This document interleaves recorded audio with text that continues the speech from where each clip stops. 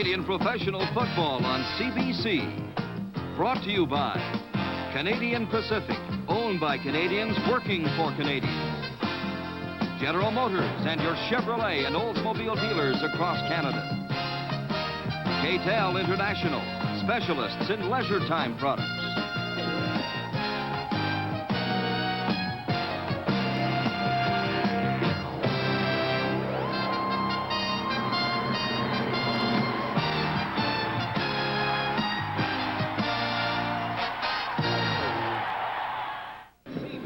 Live from Taylor Field, the Saskatchewan Roughriders and the Ottawa Roughriders. Most Saskatchewan fans knew their team would fall on hard times when Ron Lancaster retired as quarterback. However, they thought they'd have a win before this stage of the '79 season. So the faithful have gathered again here today at Taylor Field and hope that some of the old Saskatchewan magic is back. Hi, everyone. I'm John Wells with Don Whitman and Terry Evanson. And the Ottawa Roughriders in town to meet Saskatchewan boast the best offensive output anywhere in Eastern Canada. However, they still trail Montreal by 5 points in the standings. So to catch Montreal, George Brancato needs a win today. Here we need 5 in a row, I guess, to catch Montreal, but it's going to be a tough afternoon here. You worry about playing a team that hasn't won in 11 games?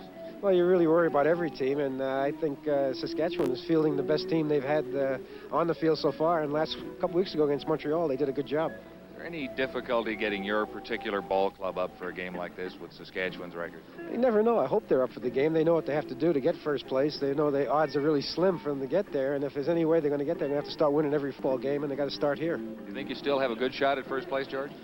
Well, it's going to be tough to make it because we have to win 5, and Montreal has to lose 1 game along the way, and we have to beat them down to the Olympic Stadium, which we've had problems doing. And it's going to be tough to make first place, but I think if we give it a good shot, you know, there's always hope. We'll be back with Don Whitman and Terry Evanson and their pregame look in just a moment.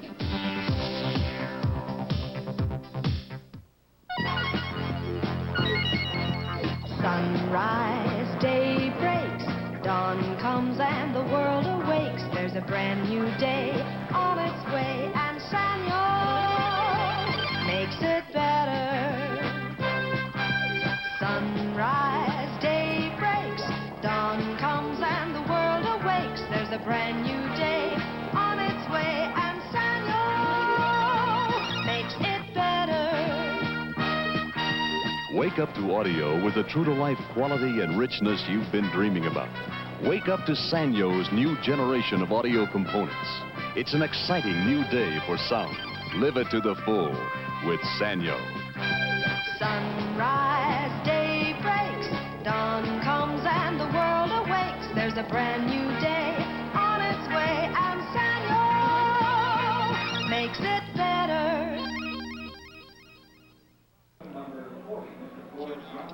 Hi, everybody. Well, Terry Evanson, this afternoon, I would think the big task for George Brancato is to keep his Ottawa Roughriders up, and I'm sure that's what he's been working on all week in preparing for this game. Toughest thing to do for ball players to know that you're coming up against a team that's 0-11. Stay high individually, stay loose during practice during the week, because you know you have to win this particular ball game if you're going to try to get to first place, and you might as well start today. Ron Lancaster, last night, despite the fact his team is 0-11, still had an optimistic outlook towards this game. As a matter of fact, he was saying that all the players are quite enthusiastic still. I don't know how he had a smile on his face, but what else are you going to do, Don? I mean, listen, you're 0-11. They've gone through 120 ball players already. They're going to keep bringing them in, but what the heck? He's got to feel the team. They've got to play, and he's going to give it their best shot. Well, I hardly think Ron Lancaster anticipated it would be this tough in his initial season as head coach. And just prior to the game, I was talking with Tony Gabriel down at field level, and Tony Gabriel, of course, has quite a string going of consecutive games in which he has caught at least 1 pass, and Tony and Ron Lancaster were joshing good-naturedly, and Lancaster said, I think I could stop you. Hunting season is open in Saskatchewan, and if I had a gun, I could probably do it. But Gabriel, of course, is looking for his 103rd consecutive game in which he catches at least 1 pass, and he is zeroing in on that all-time professional record. It's an outstanding record, and I think all the accolades should go to Tony because he's been an outstanding receiver for many years, and he's been injury-free. That's one of the main points for him. He's an outstanding athlete in other things that he does, and he stayed that injury-free, so he's been able to do it. Well, the Ottawa Roughriders and Saskatchewan Roughriders are just about set, and down at field level, we're set for our national anthem. Ladies and gentlemen. China Weekly Chorus in the singing of our national anthem, O Canada.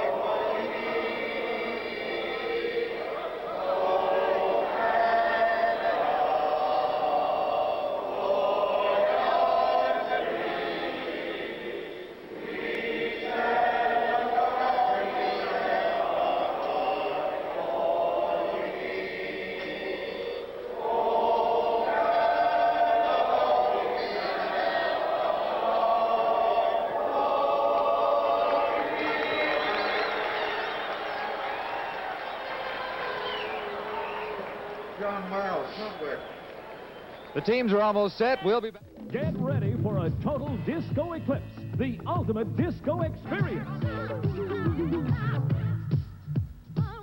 The Jacksons, Instant Funk, Gary's Gang, and Hot Chocolate.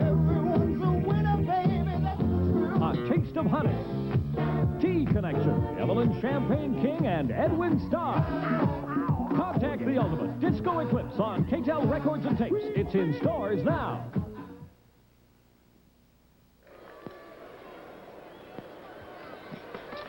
The Saskatchewan Roughriders will be kicking off to the Ottawa Roughriders, and back to receive Ian Mofford and Richard Crump. Bob McAreedy will perform the kickoff chore for Saskatchewan. Pardon me, it's going to be Al Chorney.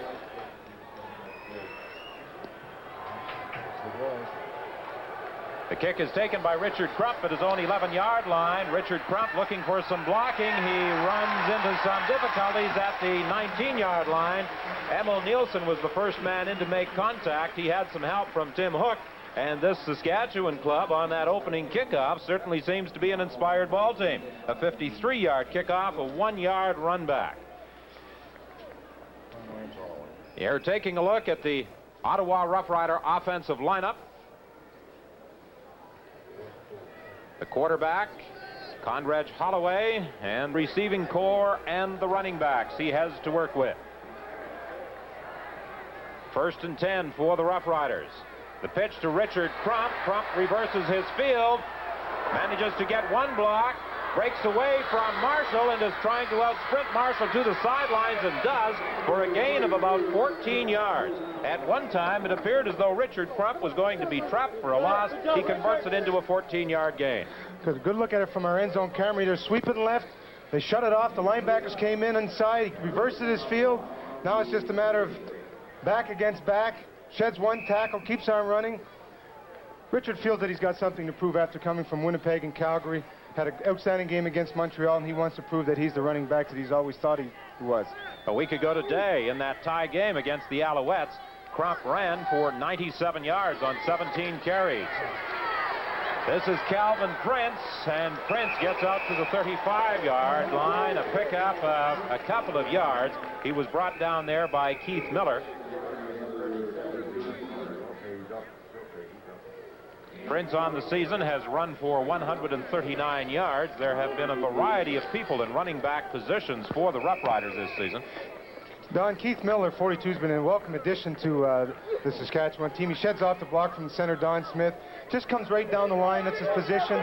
Makes the tackle. Nice play. Coach Ron Lancaster was saying one problem he does have is learning to play the middle. He does not have the experience. Richard Crump trying to get that first down. He's going to be very close. That quick opening play with Crump running into the arms of Roger Goree.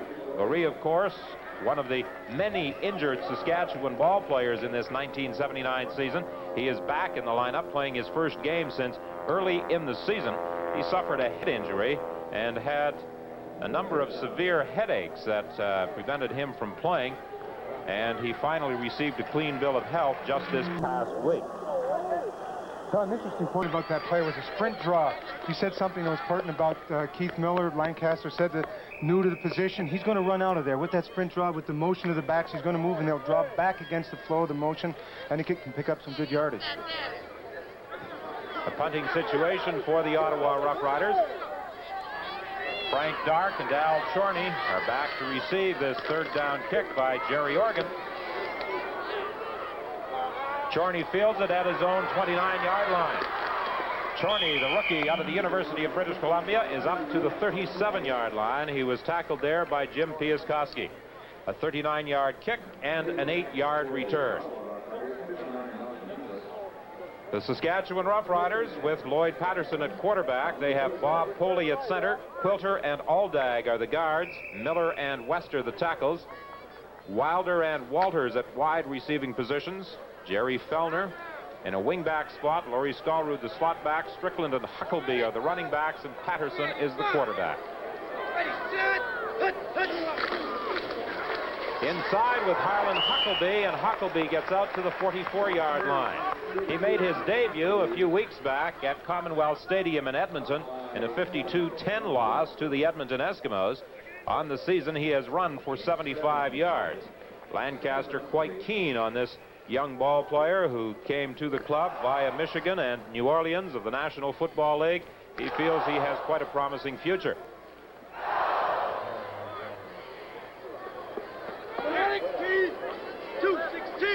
Second and about 4 for the Riders. The ball is at their own 43.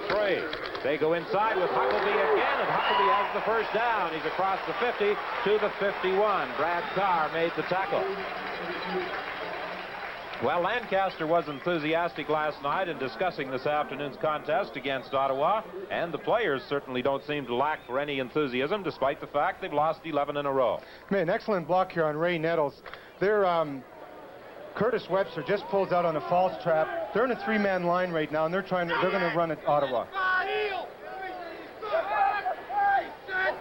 Ottawa using that 3-4 defense. This time they catch Mike Strickland for a loss of about 1. Ron Fox came from his linebacking position.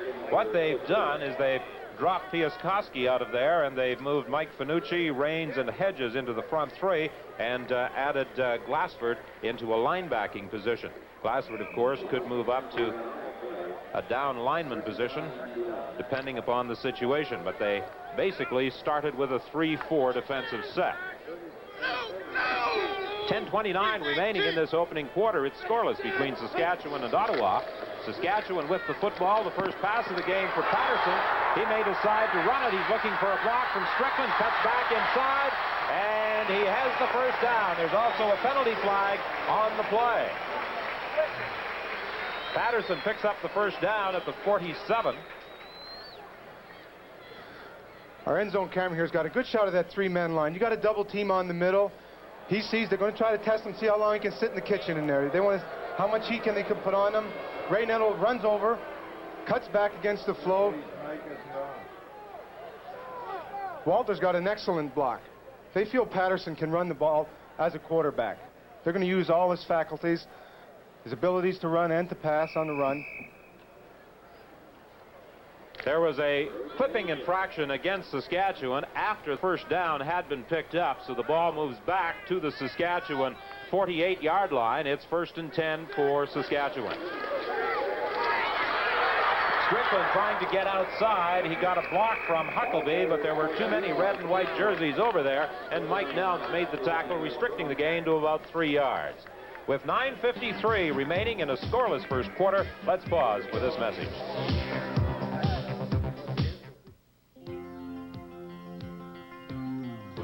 Have the vision that leads you to the light.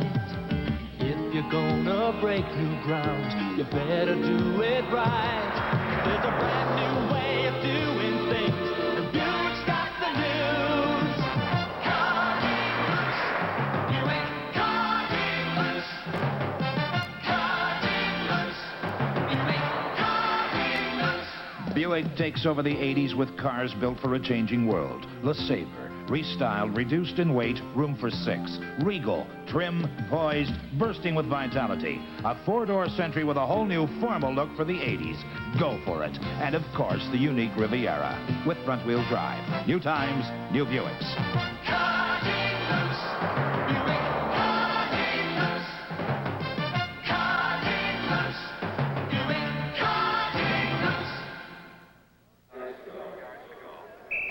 Well, tomorrow, of course, is Thanksgiving Day, and Saskatchewan fans, at least some of them sitting on the far side, are indicating they'd like to do their feasting a day early at the expense of the Ottawa Roughriders.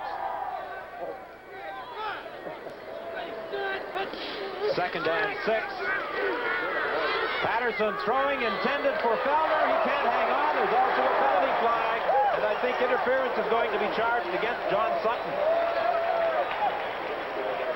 Perhaps on the replay, we'll be able to pick up that interference call.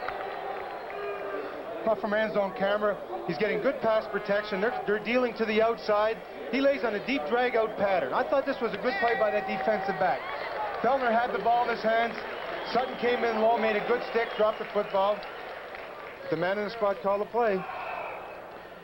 So it's a first down for Saskatchewan. The ball is at the Ottawa 40. 9:29 the time remaining in this opening quarter.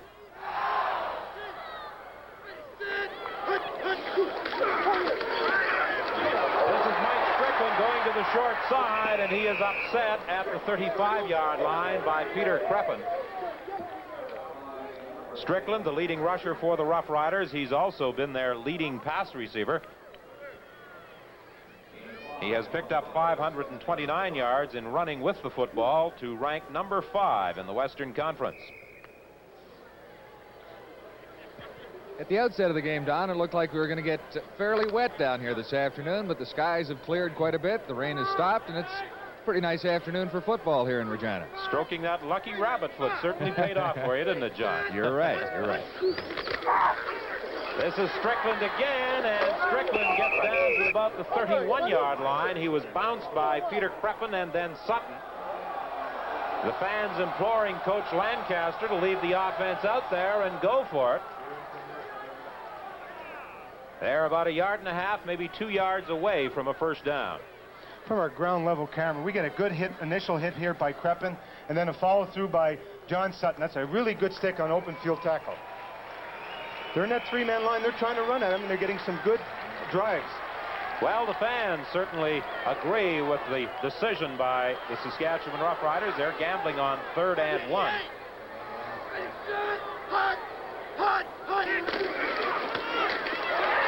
I think they may have it.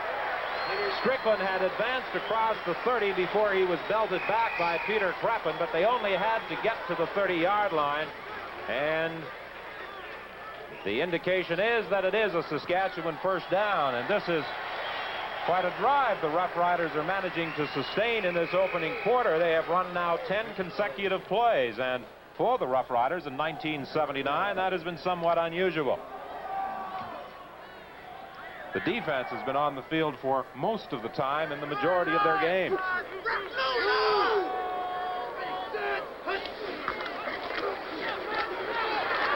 Over the middle, and Wilder couldn't catch the ball. He went high, but the rookie speedster from Florida could not catch the football. So it will be 2nd and 10 when we come back after this message.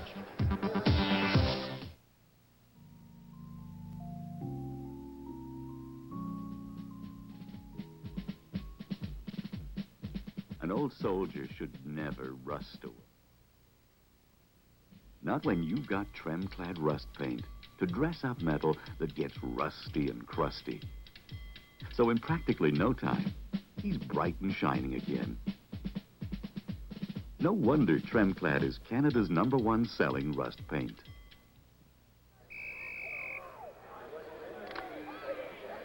Second and 10 for Saskatchewan. The ball is just inside the Ottawa 30-yard line.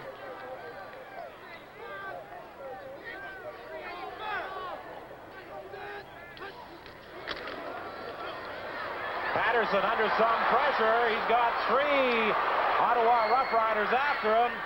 Gets the pass away to Strickland. Strickland one-on-one over on the far side of the field. He gets a good block.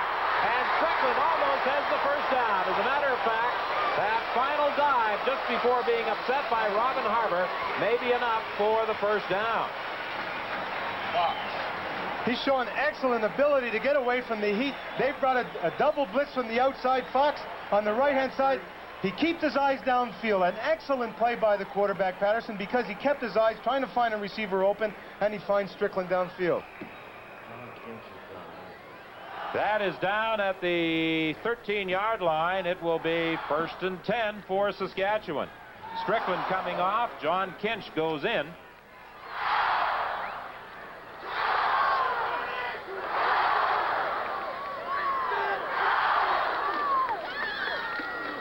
No running room inside for John Kinch. He was piled up after an advance of about 1 by Brian Hedges.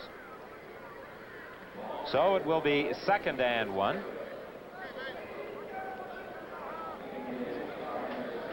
Our 2nd and 9, I should say, a pickup of about 1. The ball is at the 17-yard line. 5:24 is the time remaining in this opening quarter.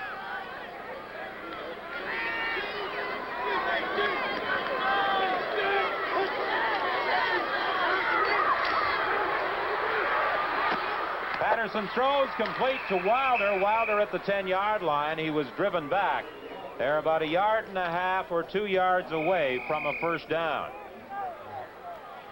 Well, in this situation, will Lancaster send in McAreedy or will he gamble on 3rd down again? It appears as though McAreedy is going to go into the ball game and attempt 3 points from about 18 yards away. From our ground level camera, Don, he's rolling right. They're coming with the 3-man line, dropping the 4 linebackers off.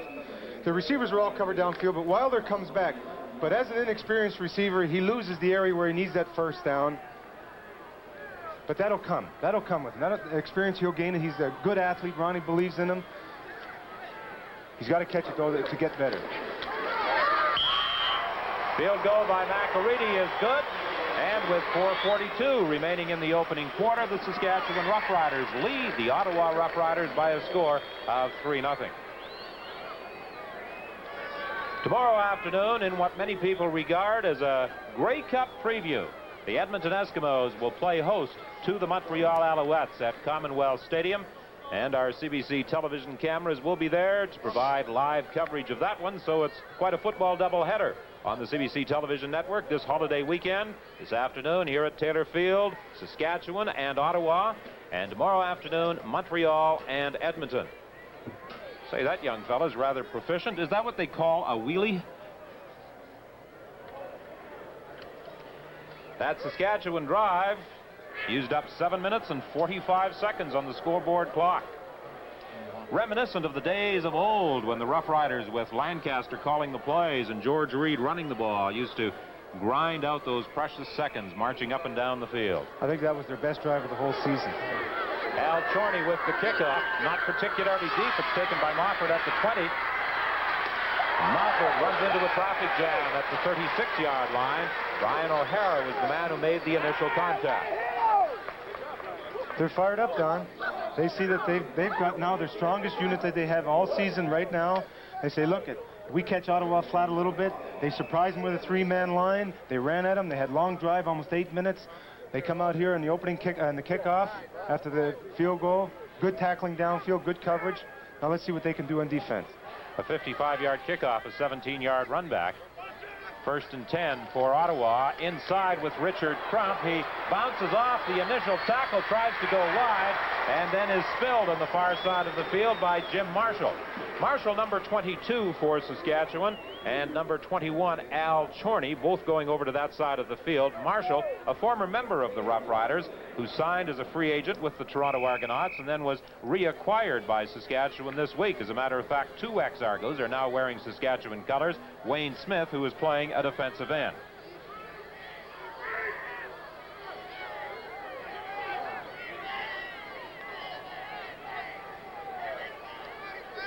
Second and 9, Holloway throwing over the middle, and it's almost picked off. Bill Manchuk had it right in his hands. It was intended for Peter Stenerson, and Manchuk could not hang on. from our end zone camera. They pick up the blocking. Excellent pass protection, but if you notice, Conridge threw that ball sidearm. It must have come up wet. The ball's wet in his hands. He has small hands anyway, and I know he has trouble throwing when that ball is wet. He released it sidearm, got away from it, and it was almost an interception. Bill Manchuk, the veteran in terms of service with the Saskatchewan team. He's in his 9th year. Good third down punt by Jerry Organ. Chorney goes back to his own 20-yard line, and he gets no further than the 26. Knocked over by Rick Sovieta. 3:14 is the time remaining in the first quarter. Let's pause for this message. Buick grabs hold of the 80s and challenges the middleweights with Century. A Century like never before. Plush, formal, contagious. Century's gonna get you. Buicks, built for a changing world. There's a brand new way of doing things. The Buick's got the news. Regal, trim, poised, standing apart, bursting with vitality. New times, new Buicks.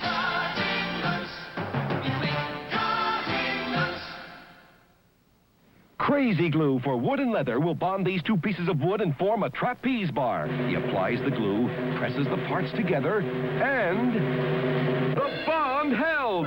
Crazy glue for wood and leather makes fast, long-lasting bonds on wooden chairs, wooden boats, leather bags, and leather coats. Most anything made of wood and leather, this Crazy glue can hold together. Get Crazy glue for wood and leather, the repair kit that comes in a tube. Crazy glue for wood and leather, available everywhere you buy your regular instant Crazy glue.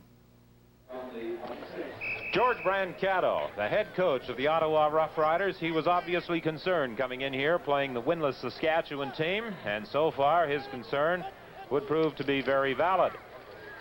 Huckleby inside to the 30-yard line. Mike Raines was there to make the tackle for Ottawa.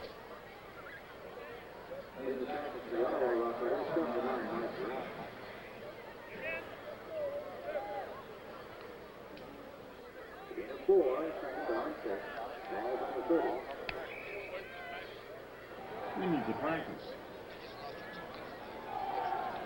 Yep, they're on. It's 2nd and 6 for the Riders. They are at their own 30-yard line.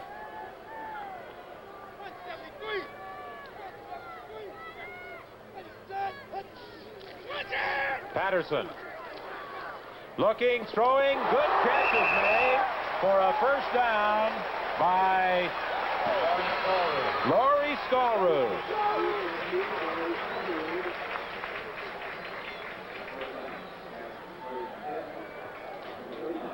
From Taylor Field in Regina, a welcome to all the football fans across the country who have just joined our telecast. And the Saskatchewan Roughriders lead the Ottawa Roughriders 3-0 with 1:49 remaining in the opening quarter. A good drive by the Roughriders, stalled at the 11-yard line of Ottawa, and from that point, Bob McEready kicked a field goal, and that's been the only scoring so far in the ball game. But the Saskatchewan Roughriders are playing anything like a team with a record of 0-11.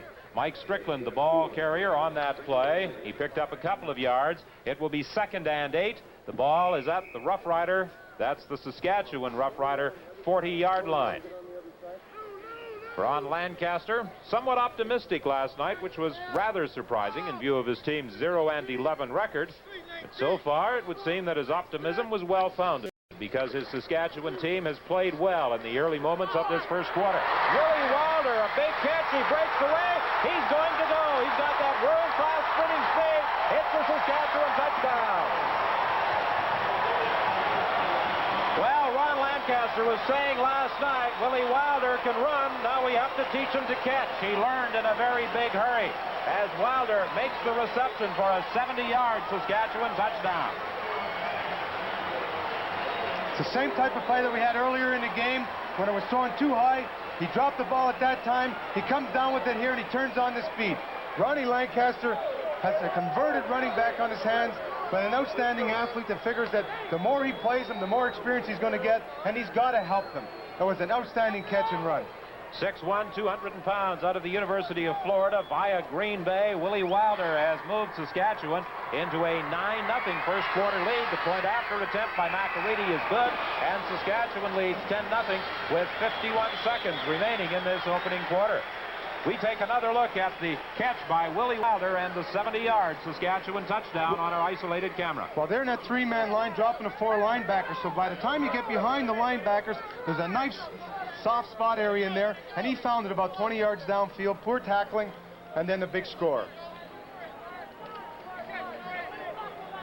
Willie Wilder certainly has quite an average per reception for Saskatchewan since being acquired a couple of weeks ago.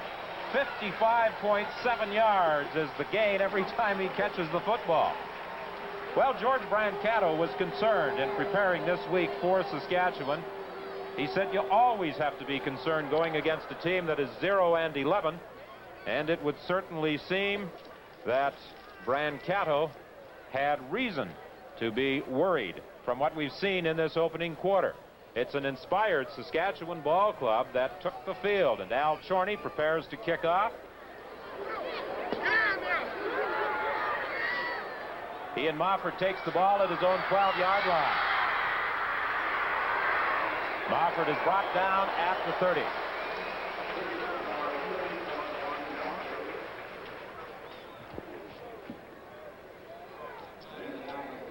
Well, another reminder of an impressive football display this weekend in Edmonton with the Alouettes and the Edmonton Eskimos. Tomorrow afternoon, we'll have it for you on CBC television from Commonwealth Stadium. Don alluded to it earlier, but it might well be the showdown that may happen a little later this November, but I think it's going to be quite a football game tomorrow in Edmonton.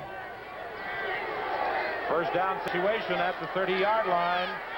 Conrad Holloway looking and throwing complete to Tony Gabriel at the 35-yard line, and the streak stretches now to 103 games for Gabriel in which he has caught at least one pass.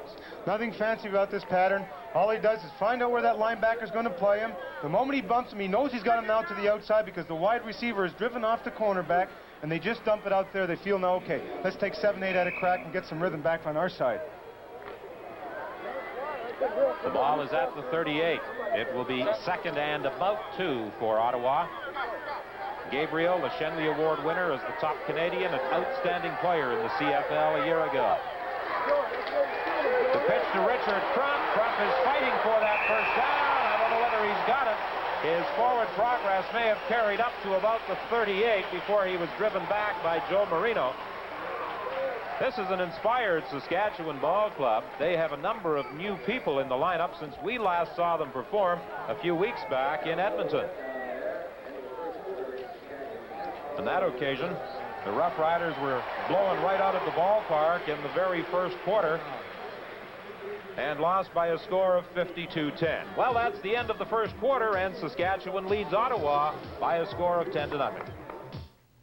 Jennings, we're in the pink. Still fluffy. Good as new. Very good, sir. When I restored this house 20 years ago, I had bats and bats of fiberglass pink insulation put in, and it's still effective. People thought me a little strange then. Today, they just admire my foresight. Take my advice. When you insulate your home, do it right with fiberglass pink insulation. It never wears out. When you take a quick look at what we do at Canadian Pacific, you may see a lot of people doing a lot of different jobs.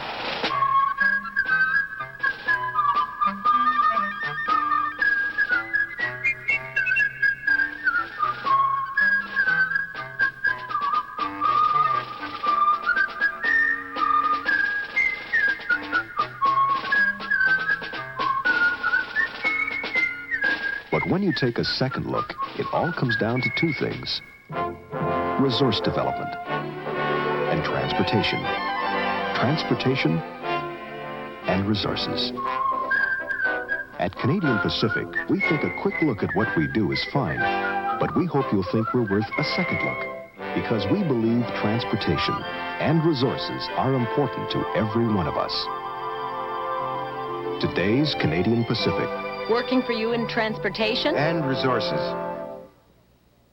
Some exciting games in the CFL this past week. We'll have highlights of all of those, and of course, first half highlights with Terry Evanson from Taylor Field. Third down kick by Jerry Organ. The ball is fielded by Chorney. There's going to be a penalty flag. No yards will be charged against Rick Sovieta of the Roughriders. That was a 32-yard kick and a 5-yard return. Well, the Saskatchewan Roughriders have very much dominated the first 15 minutes and change in this ball game. And for many of the viewers across the country, that will come as quite a shock in view of Saskatchewan's 0-11 record. Time of possession in that first quarter, the Roughriders from Saskatchewan having a big edge thanks to an early drive in which they controlled the football for 7 minutes and 45 seconds. They marched down to the 11-yard line of Ottawa and were forced to settle for a field goal. Statistically, everything favors the Roughriders from the west so far this afternoon. The ball is at the 54 of Ottawa. Saskatchewan with a first down. The pitch a little slow. It's a reverse. They're trying to utilize Wilder's speed. An excellent defensive play there by the Ottawa Roughriders as Jim Piaskowski got through to make the tackle.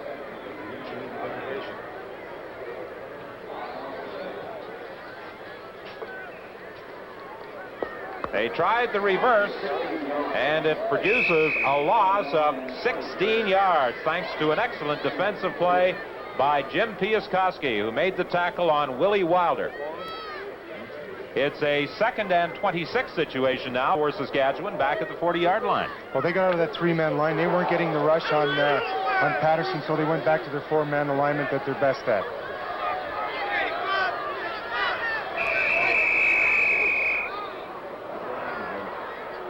I think the Roughriders are going to be charged with taking too long and putting the ball into play. And that's the signal from referee Neil Payne. The officials this afternoon, Neil Payne, the referee. The umpire is Jim Lysack. The head linesman is Gord Johnson. The line judge is Art McAvoy. The back judge is Bud Ulrich. And the field judge is Maury Mulhern. It's now 2nd and 31, Saskatchewan. They're back at their own 35-yard line.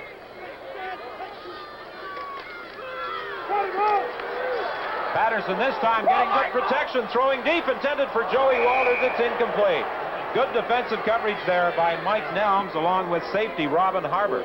Joey Walters is back in the Saskatchewan lineup for the first time since early in July.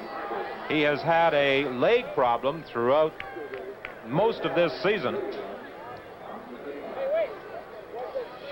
Walters is playing a wide receiver position along with Willie Wilder, who electrified this crowd with a 70-yard touchdown in the first quarter. Joey Walters here is running a post corner, but he's coming right into the zone defense. They were sitting in a 5 deep. Mike Nelms has got deep outside, and then he gets help from Robin Harbour. But Patterson had good protection. He rolled out. He didn't have the man in the flat. That whole defense fell off.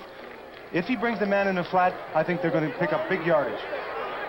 Third down kick by McAreedy. It's taken by Nelms. Nelms spins off one tackle and then is bowled over at the 40-yard line. Camelo Carteri was the man who made the contact. A 43-yard kick, and for number 22, Mike Nelms, an 8-yard run back. Nelms having an outstanding defensive year for Ottawa. Unfortunately, so far, he has not been able to come to contract terms with Ottawa for 1979. Well, I hope for him and the Ottawa team that he does, because I think he's one of the outstanding corners in the country. 1st and 10 for Ottawa. They're at their own 41. Conrad Holloway under pressure. He gets away from Wayne Smith. Throws the football. It's caught by Avery, but no question that Conrad Holloway had crossed the line of scrimmage before he threw the ball. Jeff Avery made the reception, but the quarterback, Conrad Holloway, was well in advance of the line of scrimmage, the 41-yard line, before he released the football.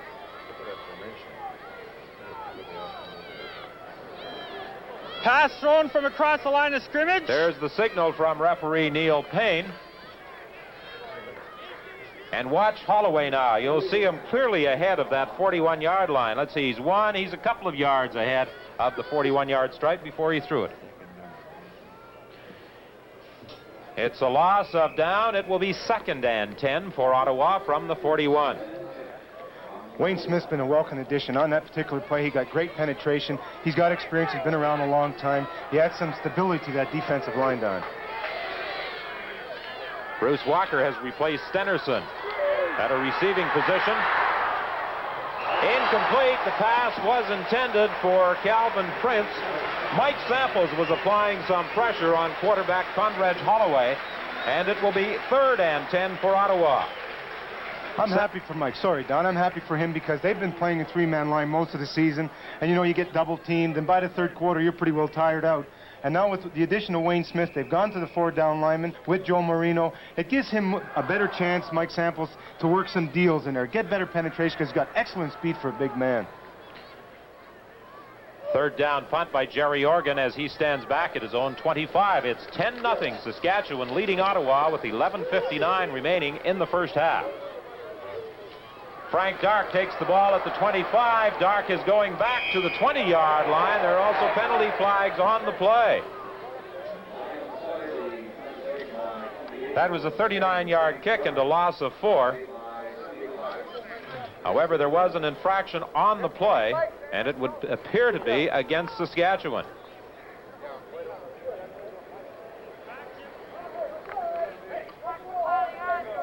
Okay. Referee Neil Payne Blocking gives us from the rear, the number 52, clipping Saskatchewan. signal. So that moves the Saskatchewan club back to its own 10-yard line. 1st and 10 Saskatchewan back at their own 10. They lead by a score of 10-0. Their initial plan when they started the game, Don, was to 3-man line, 4 linebackers, and blitz 2 of those linebackers. They didn't do it. Johnny got long drives. Let's see what they're going to do in this series of downs when they have them in their own end zone. Patterson has had some success throwing the ball. Of course, the big gainer was that 70-yarder to Wilder. This is Strickland trying to go off tackle. He has about 2, perhaps 3. He was stopped by Mike Finucci. Ottawa started the ball game using a 3-4 defensive set with Finucci, Raines, and Hedges up front, and Glassford dropping into a linebacking position, joining Ron Fox, Ray Nettles, and Brad Carr. The secondary consists of Nelms and Sutton on the corners, Larry Brune and Peter Kreppen inside, and Robin Harbour is playing the safety spot. They're trying to put some pressure on quarterback Lloyd Patterson. It's 2nd and 8 Saskatchewan. A draw play with Mike Strickland. Strickland has a hole. He has the 1st down, it would appear.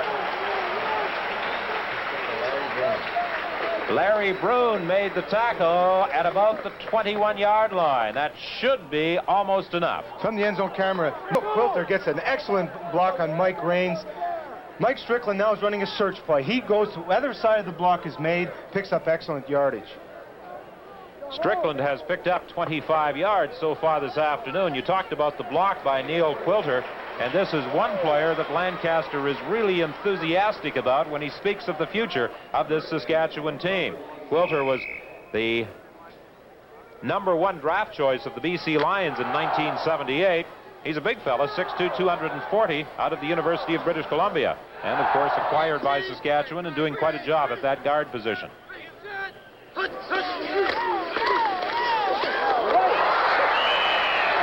Harlan Huckleby runs it out to about the 28, tackled there by Larry Brune.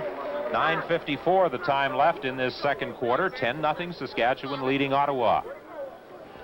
Don, talking about Neil Quinter, acquired from Huckleby Montreal. made his CFL debut with the Saskatchewan Roughriders back on September 9th at Commonwealth Stadium in Edmonton. A game that most of the Roughriders would just as soon forget after being blown right out of the park by the defending Grey Cup champions. A penalty flag on the play as Huckleby goes inside again looking for that 1st down. We'll be back to tell you about that infraction after we pause for this message. At Canadian Pacific, we often think of ourselves as having 2 important activities. One, like this, is carrying things. The other activity is producing essential basic resources, like forest products. We carry people and produce steel. We carry things abroad. And produce minerals at home and abroad. We help carry information from one end of the country to the other. And produce energy resources like petroleum and coal. When we've carried people somewhere, we cater to their needs in our hotels. We also produce places for people to live and work and shop.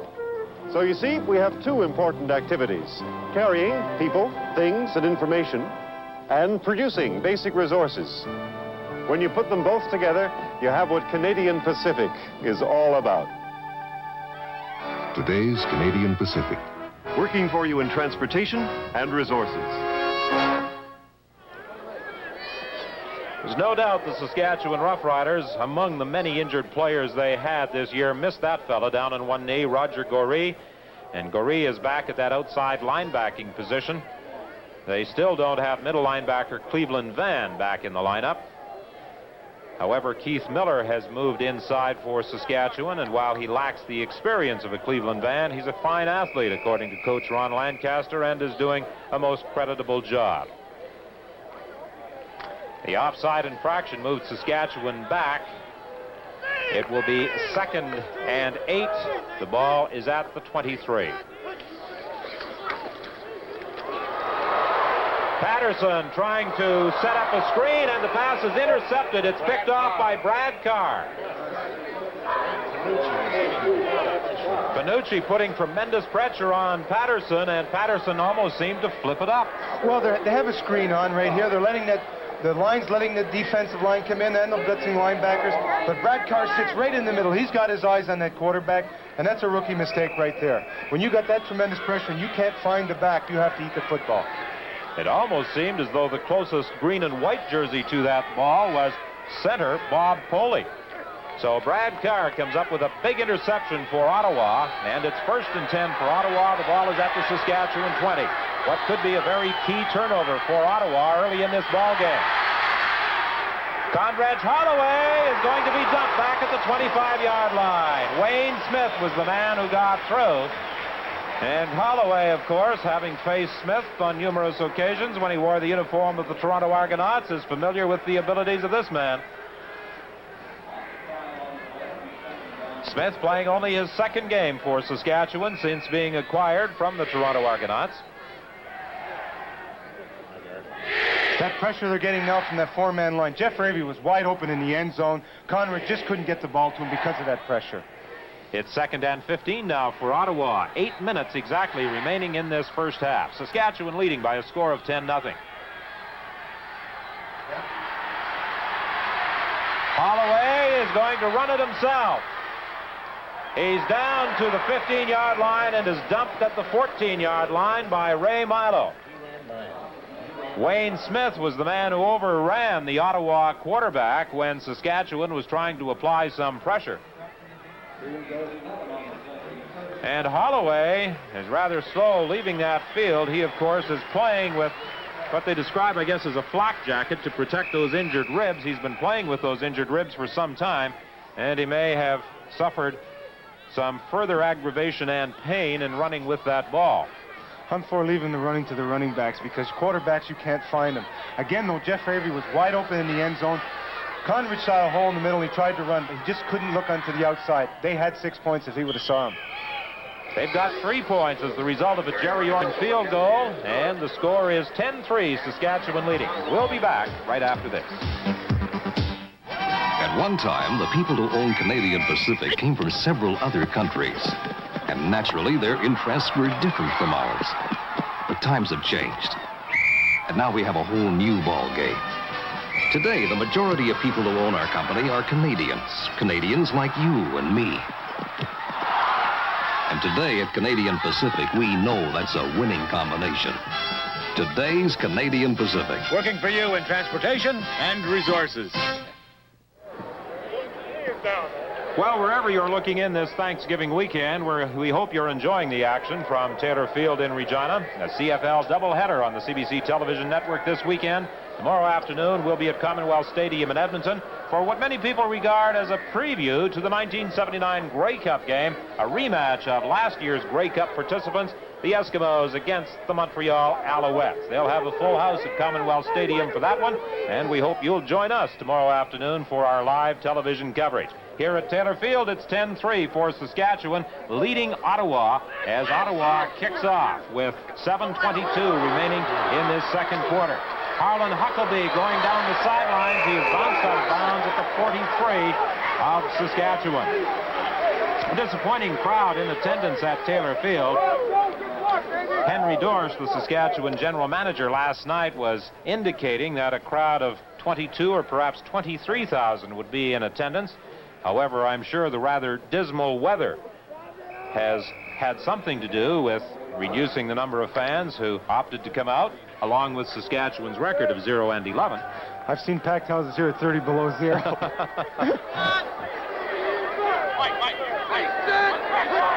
Yes, those were in the glory days when Lancaster was throwing and George Reed was running. Here's Mike Strickland running, but not very far. As a matter of fact, he's dropped for a loss back at the 40-yard line by Mike Finucci.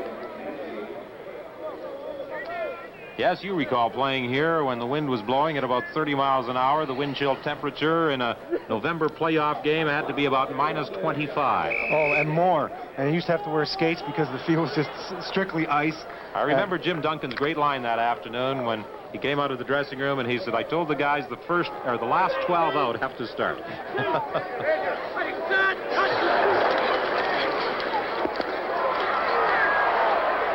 Sideline pass for Strickland. Strickland is caught and dropped back at the 43-yard line by Ray Nettles, the middle linebacker. So Saskatchewan will be forced to kick it away. The Roughriders were able to generate a fair bit of offense in the first quarter, but in this second quarter, they've had difficulties against this Ottawa team, a team that still has designs on finishing in first place in the Eastern Conference. Of course, much will depend on what happens here this afternoon as far as they are concerned, and what the Montreal Alouettes do tomorrow afternoon in Edmonton. 360. Ready. McAreedy back at his own 30-yard line for this third down kick. It's taken by Mike Nelms. Nelms gets one block. He finds a hole and a good run back as he continues to struggle up to the 53-yard line. Bill Manchuk was the man who finally made the tackle with 5:47 remaining in this first half. A 26-yard run back after a 40-yard kick by Bob McAreedy. He's an excellent punt return. He excites me as a professional because he never gives up. He's always trying. He's a big hitter on defense. And on those punt returns, you've got to tackle him 2 and 3 guys because he's not going to let up. Conrad Holloway, despite being shaken up on Ottawa's last offensive series, continuing to direct the attack. Holloway tried to dump it off, trying to set up Prince with the screen pass. It's incomplete. It will be 2nd and 10. Wayne Smith and Doug McIver were both pressuring the Ottawa quarterback. Well, it's World Series time. Baltimore and Pittsburgh. John Wells, tell us all about it. Well, it starts on Tuesday, Don. As you know, CBC Television will carry every pitch of the 1979 baseball championship. Pittsburgh Pirates and the Baltimore Orioles starting on Tuesday night, so check your local listings for times in your area. Good series. John, I kind of like Pittsburgh. What about you? Well, I'll take Baltimore just to be a little different. All right. You'll have to decide on our wager after this afternoon's game. Pass intended for Bruce Walker. It's off his fingertips. He was open down at the 35-yard line. So it will be 3rd and 10 Ottawa. You can't fault Holloway in that one. He delivered the ball, and the receiver, Bruce Walker, had difficulties hanging on. There's no doubt they're not sharp this afternoon. I was talking to a lot of the players last evening, and they were concerned about a team 0-11, not knowing what to expect from them when they come out. The addition of some of those veterans, settling down some of those guys, they were very apprehensive about this game. 10-3 is the score. Saskatchewan leading Ottawa. Third down kick by Jerry Organ. Chorney is going back to his own 15-yard line. A penalty flag goes down. I think blocking from the rear or below the waist will be charged against Saskatchewan. Chorney had a run back of only a couple of yards, but there is an infraction on the play.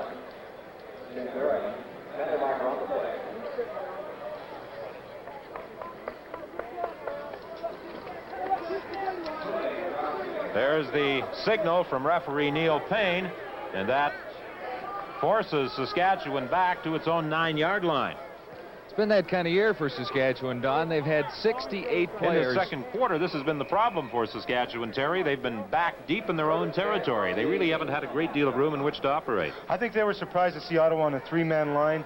As soon as they moved the ball, Ottawa then switched in the second quarter to the 4-man line. They haven't been able to move the ball since. Patterson Gets away from the initial charge. He runs the ball out to about the 14-yard line. Finucci almost had Patterson trapped back at the goal line, and Patterson very alertly was able to dodge his charge and get away. He picked up a couple of yards. Well, make it about 4. They're testing him. They want to see how much heat he can take, Don. How long will he stay in the kitchen in there? And if he starts to run, they feel they got the ball hawks in the defensive backfield that he'll put the ball up for grabs. It's 2nd and 6 for Saskatchewan. 3:51 is the time remaining in this first half.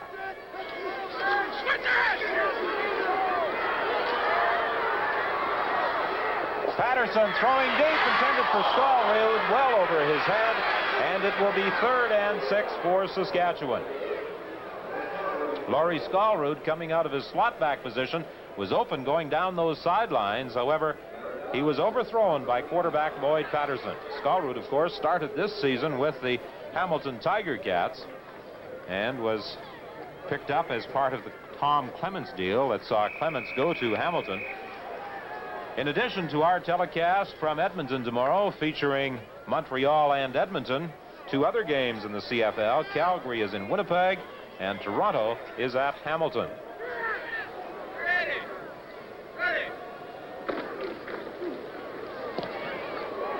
Third down kick by McAreedy. It's taken by Richard Crump. And Crump runs it back to the 39. There's also a penalty flag on the play.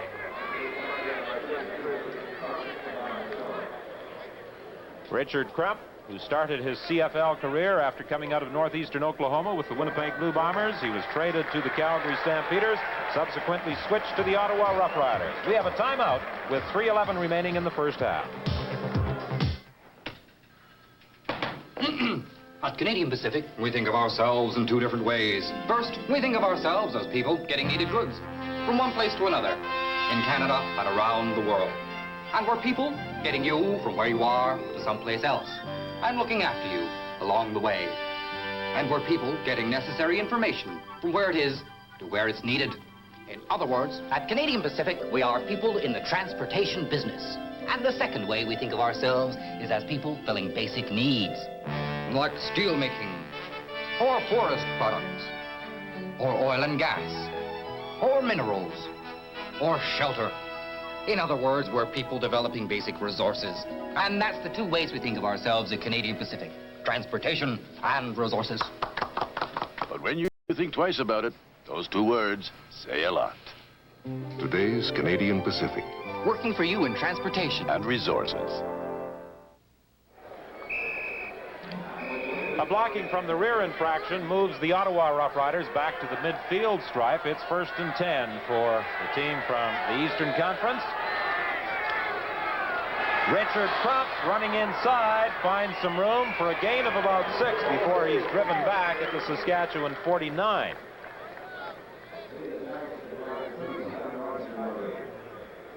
.10-3 is the score in favor of Saskatchewan over Ottawa. They position the ball at the 48-yard line.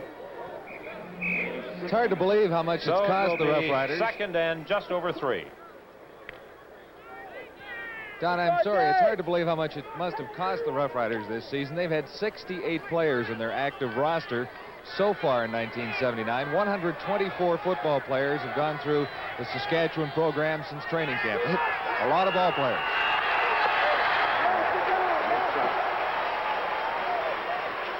Well, there was some problem in that Ottawa offensive unit that produced an infraction for taking too long in putting the ball into play.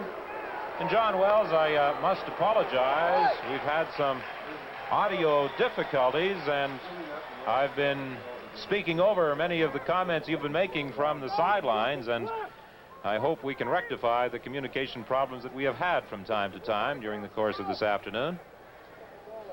Let's go, take it back now.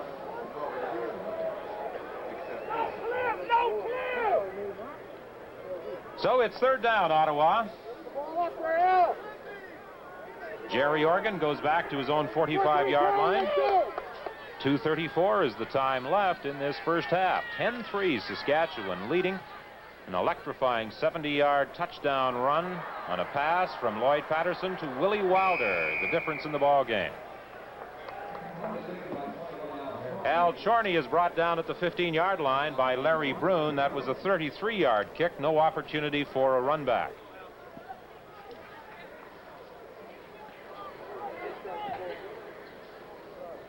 Sorry, baby. Take it straight up.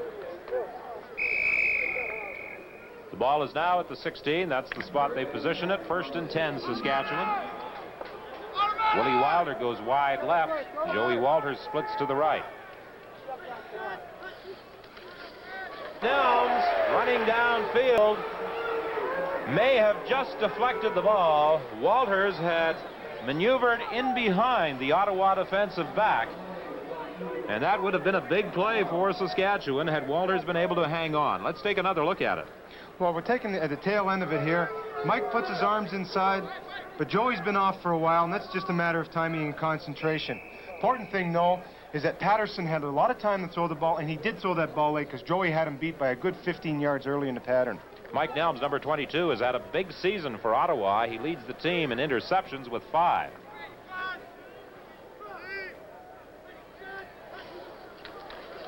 Second and 10, Saskatchewan. Patterson getting good protection again. He's got a lot of time. He may decide to run it now. Heading for the sidelines. He runs it out of bounds. It's a first down. There's also a penalty flag. As a matter of fact, there are flags all over the place on the far side of the field. The infraction, however, appeared to take place after the first down was picked up. Their offensive line of Saskatchewan is giving Patterson excellent protection. However, the defensive backfield of Ottawa is covering the receivers like a blanket. There's not a single person open on that field. Patterson did the best thing possible. They try to pick up the necessary first yardage outside. Then we got the clipping penalty. The infraction was against Joey Walters, who hit Larry Brune from behind.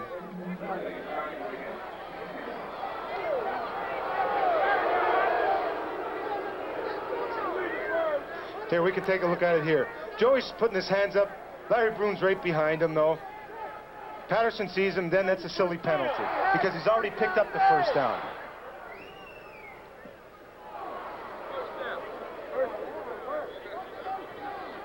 Obviously, the officials do not agree that Patterson had picked up the first down before the infraction took place because they are moving Saskatchewan back to the 8-yard line, and it will be 2nd and 17. 4 yards your game. 2:06 is the time left in this first half.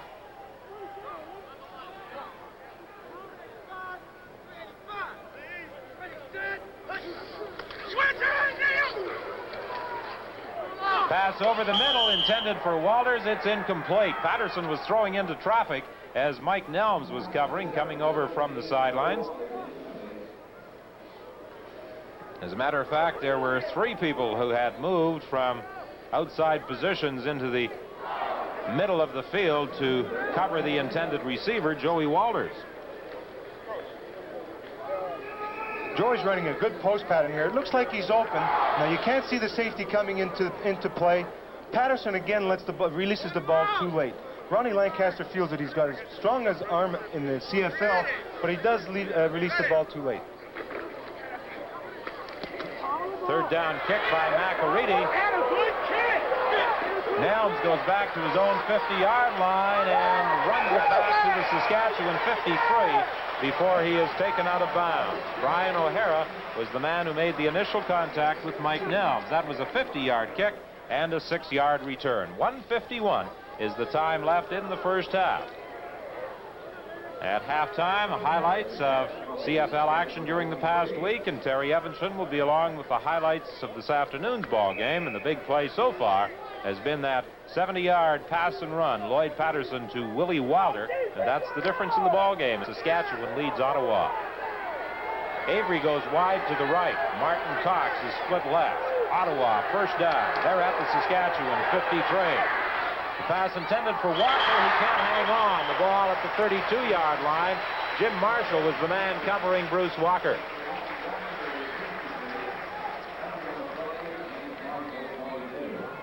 Walker was not listed as a starter for Ottawa, but he has replaced Peter Stenerson at that wingback position. It will be 2nd and 10 for Ottawa. Jim Marshall and Wayne Smith, as we've mentioned earlier in this telecast, 2 recent additions to Saskatchewan from the Toronto Argonauts.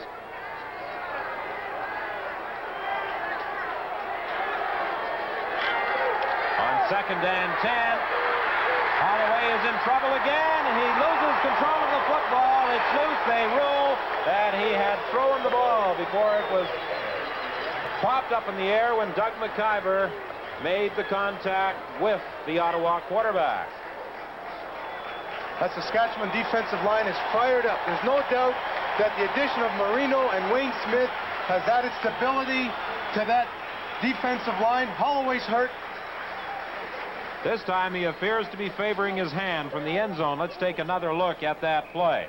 He gets initial time. He's got 1,003, 1,004. Defensive backs have the people covered downfield. Here comes McIver out of nowhere and really lowers the lumber to him. Well, they rule an incomplete pass. On 3rd down, the punt by Jerry Organ, taken by Al Chorney, and Chorney is stopped at the 25-yard line. That was a 32-yard punt and a 4-yard run back.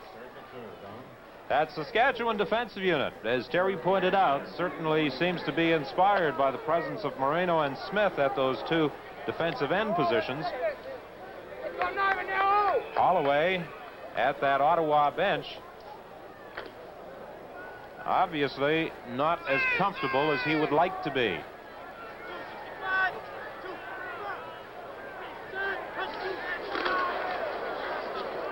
Little swing pass to Strickland, and Strickland running back into the middle finds some blocking assistance for a big gain to the 47-yard line. Quarterback Lloyd Patterson just flipped it over the head of Jim Piaskowski, and Strickland converted it into a 22-yard gain.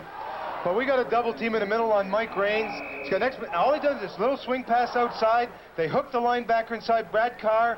Strickland cuts back into the middle. Another. Nettles makes a fine recovery here on Strickland. 1st and 10 for Saskatchewan. Patterson is taken out of bounds by Brad Carr at the Ottawa bench. He'll lose some on the attempted pass. 59 seconds the time left. That shows some maturity. Patterson earlier in the year, Terry, I think had a tendency to throw it away in those situations, but on this particular play, he hung on to the ball and went out of bounds. He absorbed the loss. He took his lumps. I'm sure he's learning from one of the masters in Ronnie Lancaster. Only get rid of the ball in an emergency. You never know. You can pick up 5, 6, 7 yards at a crack when you're running the football, and you're not putting that ball up for grabs. 2nd and 15. Patterson throwing deep, intended for Wilder. He's got he couldn't hang on. Wilder was in the clear, and he had that one. As Lancaster said, the man can fly. We have to teach him to catch. Yeah, Mike Nelman beat. He's laughing. He puts the ball right on the money. Look at that pass protection. He's got 1,006 in there. Wilder, with his blazing speed, just gets behind Nelms and Broom. Puts the ball right there. That's a running back, though. He has it there. He was looking at that goal line. Good. We got him an ISO here. Nothing pretty about the pattern. As a matter of fact, he looks too early. Nelms is right on his back. But now you notice he's pulling away from him. He's got that excellent speed. Reaches out, but he's looking straight ahead if you can see closely there. He had his eye on the goal line. Good kick by McAready. Crump goes all the way back to his own 10-yard line. And then Crump is taken out of bounds at the 25. 39 seconds the time left in the first half. And Saskatchewan could have had a big play there had Willie Wilder been able to hang on to the ball. A 16-yard run back by Richard Crump after a 58-yard boot by Bob McAready. And Conrad Holloway remains at the Ottawa bench as Jimmy Jones comes in to direct the attack. In obvious pain, the Ottawa quarterback who started the game, Conrad Holloway.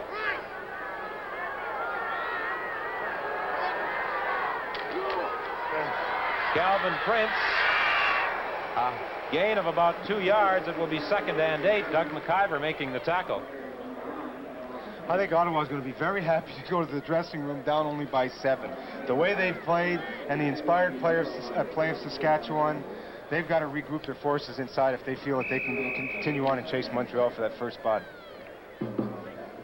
Jones, of course, came off the bench a couple of weeks ago to lead Ottawa to a late surge that carried them to a 22-19 victory over the Winnipeg Blue Bombers. Jones throws complete to Martin Cox, and Cox is bowled over at the 36-yard line, but he appears to have the first down. Doug McIver is one of the people there, in on the stop with help from middle linebacker Keith Miller. 15 seconds, the time remaining in this first half. Martin Cox, a welcome addition to that Ottawa team. Here he runs just a curl pattern. Good point here, though. He comes back to the play. Comes back a good 5 yards, sits down in the soft spot, pays the price for catching the football, but he's been an excellent addition to that Ottawa team. This should be the final play of the half. There's that swing pass to Richard Crump.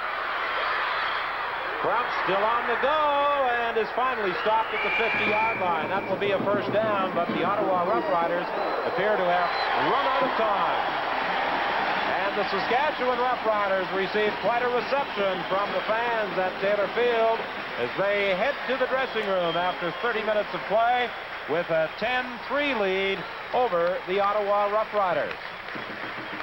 Saskatchewan looking for win number 1 in 1979 after 11 consecutive losses, but they came into this game quietly confident about what they might be able to do against Ottawa, and so far it would seem they were justified in thinking along those lines, because they have played well during the first 30 minutes and are certainly full marks for their 10-3 advantage. As a matter of fact, had Willie Wilder been able to hang on to that pass late in the first half, they would go to the dressing room with an even bigger advantage. A CFL doubleheader this weekend on CBC television this afternoon. This telecast originating at Taylor Field in Regina, and tomorrow afternoon we'll be at Commonwealth Stadium in Edmonton as the Edmonton Eskimos, the first-place team in the Western Conference, entertains the first-place team from the Eastern Conference, the Montreal Alouettes. A replay perhaps of the 1978 Grey Cup, and perhaps even a preview of what we'll see on November 25th at the Olympic Stadium in Montreal in the 1979 Grey Cup game. All right, let's go down to field level now, and John Wells. A standing ovation for the Roughriders after the first half here as they lead Ottawa by a count of 10-3, and certainly something to be pleased about as far as Saskatchewan football fans are concerned. Bill Manchuk joins me. Bill's been around the team for a while through the good years, and then again a little bit of a tough time right now. A little bit of both. It's been a long season, but we've committed ourselves to trying to make this team a competitive team, and I think we're finally getting the people to do the job. I just hope that we don't run into any more injuries, and I think we've got a pretty good team. Sounds to me like the fans are still right behind you. They don't seem to be too down on the fact that your record is what it is today. Well, they're down and up, and they've been behind us. Our attendance isn't as good as they'd like it to have been this year, but they come out to see us, and I think they're enjoying the game today. What changed things around as far as this game is concerned? Because that's likely the best half that Saskatchewan has put together this season. Well, we've played some pretty good football games in the past, off and on. Played some pretty poor ones, but I've said all along that we have not a bad team, and it's just a matter of putting the people in the right places, and Ronnie's working real hard with us, and the other coaching staff have never let down on us, and the only thing that we have to do is just keep our spirits up, and hopefully we're going to come out a winner. What about your own personal feelings, Bill? You've been with the winning team and the losing team. It must be a little tough. It was tough this year since we hadn't won a game, because when you start winning a few football games, it makes it a lot easier to play. But I'm glad to be part of this team. I'm a Saskatchewan Rough Rider from way back. I guess I'm the oldest player on the team now, which they are sort of riding me a little bit. But I feel good, and I feel healthy, and I feel strong. So as long as I continue to feel that way, I think I'll continue to play. Obviously, there's happiness. I see it on the bench today. Oh, yes. Everybody's behind everybody else. I hope we can keep up the score. It's 10-3 now, and I hope maybe we can add a couple more touchdowns. This is the first time we've generated some points in the first half in a long time. Bill, thank you very much. All right, thank you. Good luck to you guys. I know there's a lot of Saskatchewan fans right across the nation cheering for you. Thank you. Okay, the score at halftime. Saskatchewan Roughriders lead the Ottawa Roughriders 10-3, and we'll be back with more halftime in just a moment. In February of 1966, Sony introduced the world's first color video recorder for home use. Now, Sony introduces the latest. The new Sony Betamax SL5400 with the unique beta scan, remote control fast forward and reverse that lets you see the picture as it goes. It also gives you 4.5-hour recording, express tuning, and a 3-day one-event timer. See Sony Betamax, the latest color home video recorder at your Sony dealer today.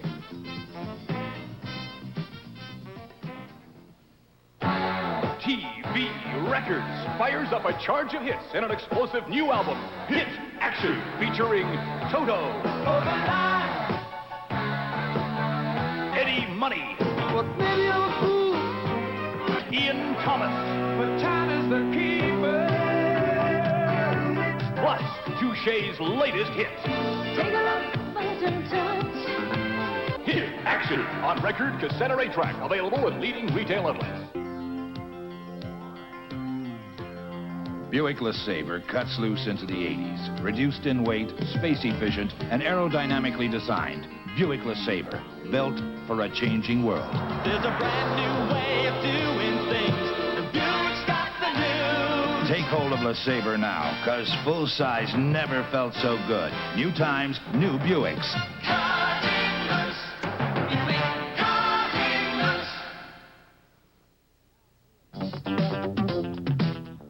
And now CFL highlights, a recap of the Canadian Football League in action, featuring reports of this week's games and news for and about the CFL.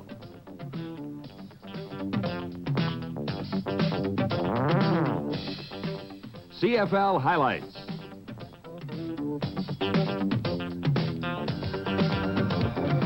The Hamilton Tiger Cats were in Toronto for their biggest game of the season. The Tiger Cats did apply some first-quarter pressure to Tony Adams, but Adams rolled right to elude and fired for Paul Pearson and a 13-yard gain. 2 plays after that, Mark Bragignola got the call. Bragignola right over the top for the touchdown, and the Argos move out in front 7-0. Hamilton picked up a single, and then Tom Clements looked upfield for Craig Levitt. The pass was hauled in by Mike Kramer instead, and Kramer rambled 34 yards for the touchdown. The Argos out in front 14-1. Zenon Andrusician picked up 8 points in the second quarter, and Ian Sutter added 2 in the fourth to make it 16-9 for the Tiger Cats as Clements, with just 1 minute left, hit John Holland down the center for a 44-yard gain. Holland hauled down right at the 1-yard line. 2 plays later, Clements dropped back and found Leif Pedersen. Pedersen made the catch in the end zone for a 6-yard touchdown, and the Argos led it 16-15. The Tiger Cats, not about to settle for a tie, went for the 2-point conversion. Pedersen made the catch. The Tiger Cats 17-16 winners over Toronto. Ray Yawk took the Bombers to British Columbia for the 3rd meeting between those 2 teams this season. The Lions took an early 7-0 lead. Joe Paupau fired for Harry Hope. The reception at the 7 and an 18-yard touchdown, the result. However, the Bombers came right back with Billy Troop. Lots of time for Troop as he fires 53 yards for Walt Bisaglia. That set up a 22-yard Bernie Ruoff field goal. The Bombers trailed 7-3. Then Devon Ford fumbled Bernie Ruoff's kickoff. And Leo Ezrin was the man on the spot for Winnipeg to make the recovery. Another Ruoff field goal was the result, and the score 7-6 BC. A 3rd Ruoff field goal gave the Bombers a 9-7 lead as Lou Bisaglia punted to Mike Holmes. Holmes mishandled the punt, and Mark Houghton was there to recover for the Lions.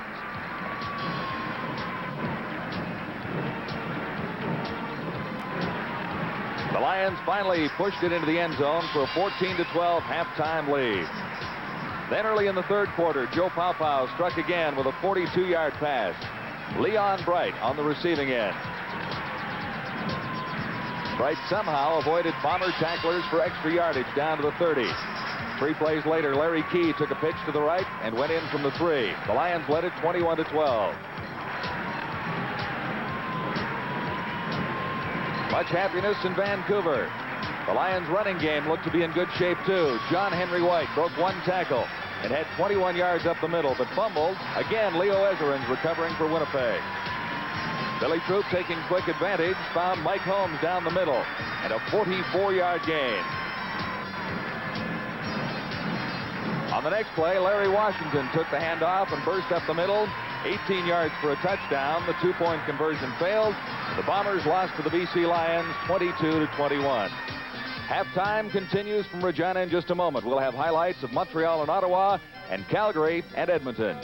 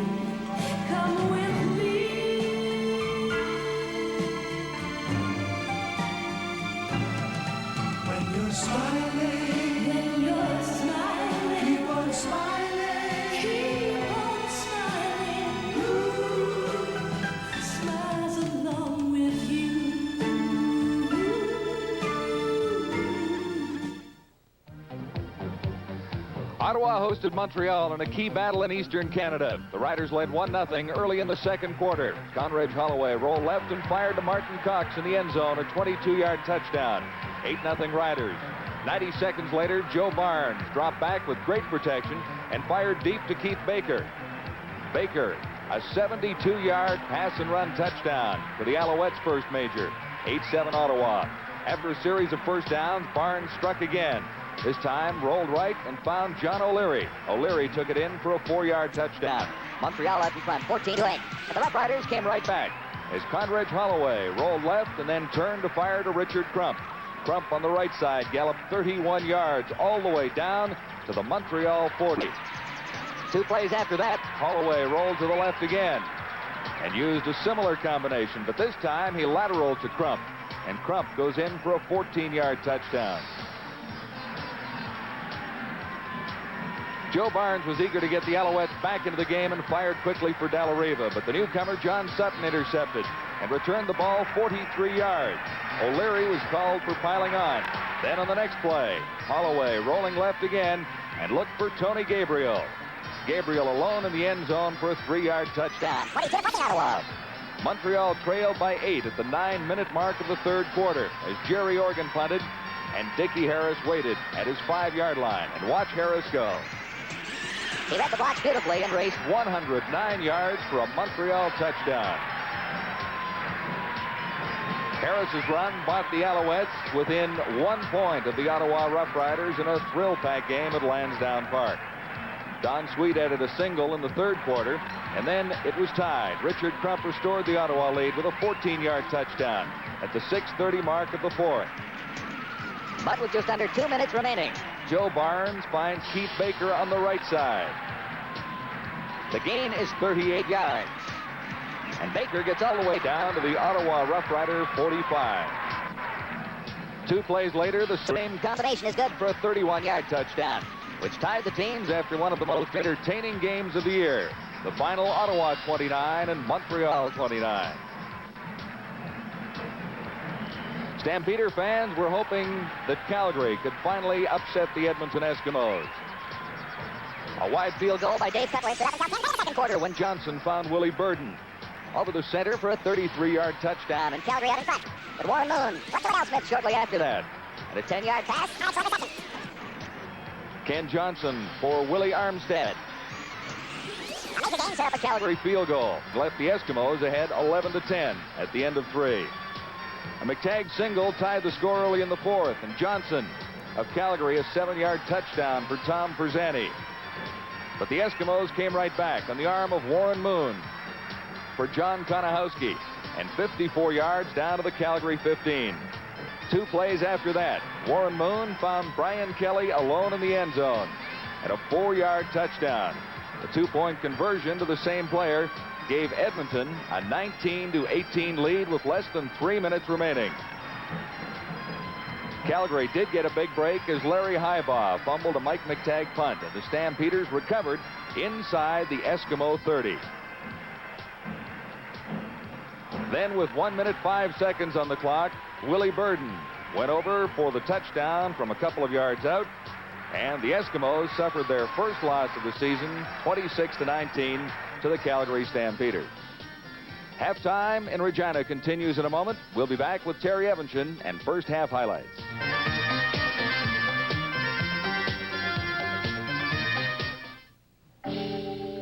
Introducing the amazing automatic Nikon EM, the camera that warns you when your exposure's not right. The EM actually lets out a gentle beep beep. That beep beep tells you to make a simple adjustment for a great picture every time. The fantastic Nikon EM? The camera that gives You mean beep beep?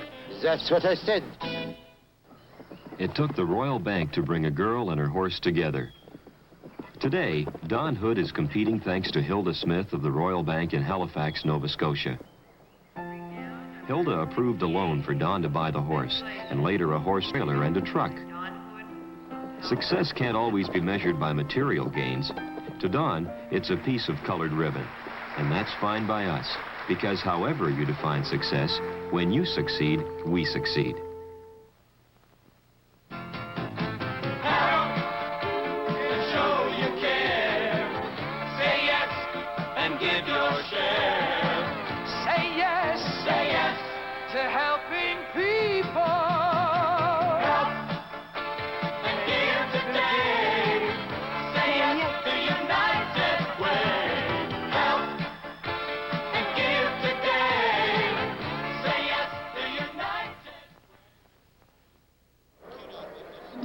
I think a lot of people may have felt that George Brancato was setting up a smokescreen when he said he was concerned about playing Saskatchewan.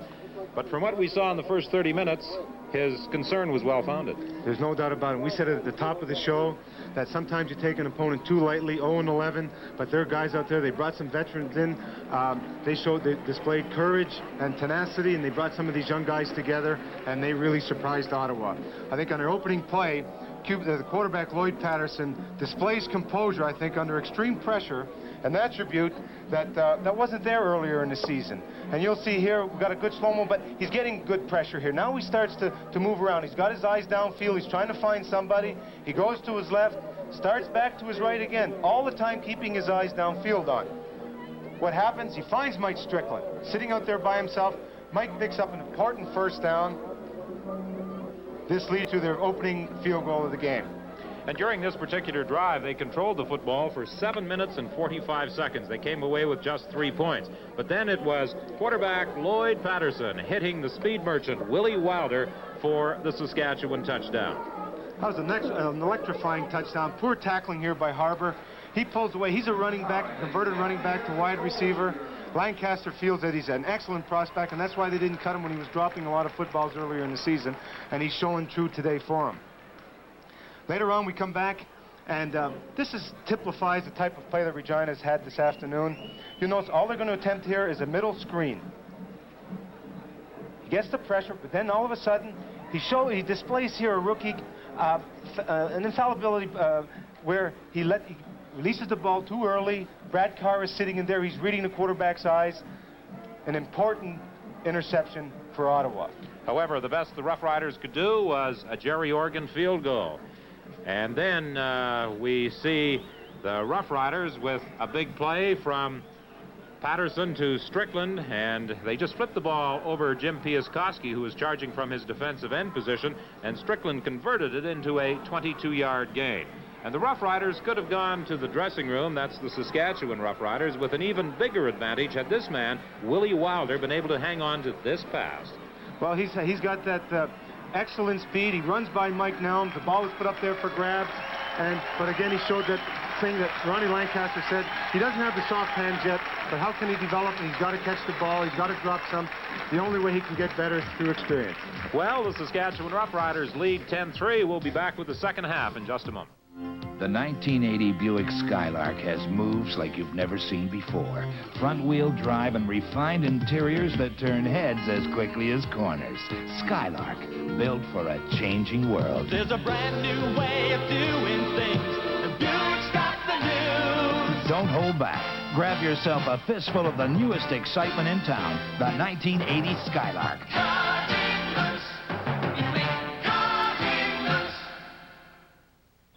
Hey, come here. Take a look at this. See? Wow! The new McCulloch chainsaws. This is the new Power Mac 320. Look at these teeth. They can sharpen themselves with the press of this button. Wow! And see this? Is that a tail? No, it's a handle mounted to soak up vibration. What's this? McCulloch's chain brake handguard for safety. That's smart. No other saw at any price has all those features. The new 300 series, part of the full new line of McCulloch home and professional chainsaws. At your McCulloch dealer now. It's special. Ah, that looks really nice and cool. It's special. Tastes the best special. Looks refreshing. I can tell you, it's got a Labatt's taste. Yeah. And it's a real Canadian taste. Has it got body? That's it. It's got body. It's special. Tastes the best special. And yet it has less than 99 calories in a bottle. It's special. Tastes the best special. He lectured his troops during the break between the first and the second halves here at Taylor Field, and let's see if the Ottawa Roughriders picked up the message. In the first 30 minutes, it was a definite Saskatchewan ball game, with the Western Riders having an edge on the scoreboard in first downs. They were equal in rushing, but Saskatchewan had an advantage through the air. And the Saskatchewan Roughriders certainly had the ball for much longer than Ottawa in the first 30 minutes. 10-3 is the score, with just over 19,000 fans in attendance at Taylor Field. McAreedy, an 18-yard field goal. Willie Wilder, a 70-yard touchdown run. And then a Jerry Organ field goal, accounting for all the scoring in the first half. Organ kicking off to start the second half. Go! Huckabee decides to go outside. Down the sidelines, he is taken out of bounds at the 42-yard line. A good run back by Harlan Huckabee, and the Riders have pretty good field position in which to start this second half. A 23-yard return by Huckabee after a 47-yard kickoff. Again, we remind you that tomorrow afternoon we'll be at Commonwealth Stadium in Edmonton as the Eskimos, the leaders in the West, face the Montreal Alouettes, the leaders in the Eastern Conference. That game will be seen on the full CBC television network.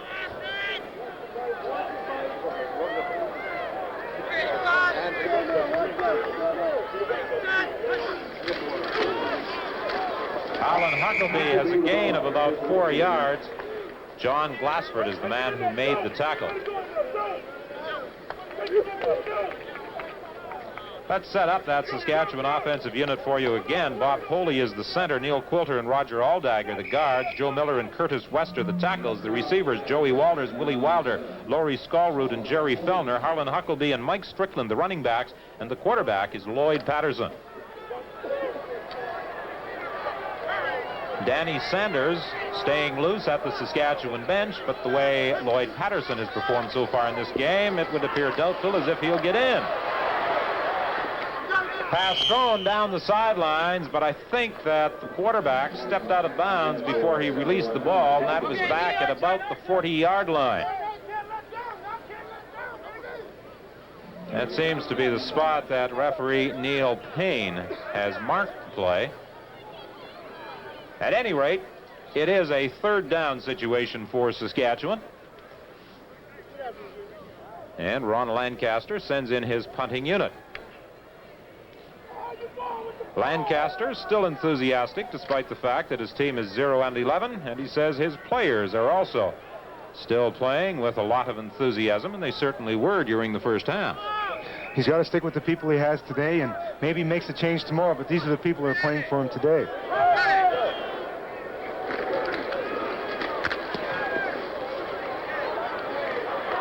Nelms fielding McAreedy's third down kick, going down the sidelines. Brian O'Hara was the man who upset him at the 41-yard line. They'll rule that he finally touched down at about the 44. A 14-yard return for Mike Nelms after a 40-yard kick by Bob McAreedy. Well, if you can't read it, we'll read it for you. See our green machine, regainer our pride as they turn the tide of our season. Doesn't really sound like poetry that's all that good, but the fans here in Saskatchewan are enthusiastic nonetheless. Sideline pattern to Cox, and Cox has a first down as he gets up to the 48-yard line. That was a dangerous pass. He threw that ball a good 50 yards just for a 5-yard gain, and he just made that pass. Frank Dark went up a little bit too early. Here we take another look at it. All he did, 5-yard. Frank was right in front of him. Went up a little too early, though. That was 6 points the other way. A very bad percentage pass in that particular end of the field. The ball is at the 52 of Saskatchewan. Jimmy Jones, the quarterback for Ottawa in this second half. He has replaced the injured Condredge Holloway. Calvin Prince running into a traffic jam as he tried to go wide. Wayne Smith was there to greet him, and Smith had some help from Mike Samples.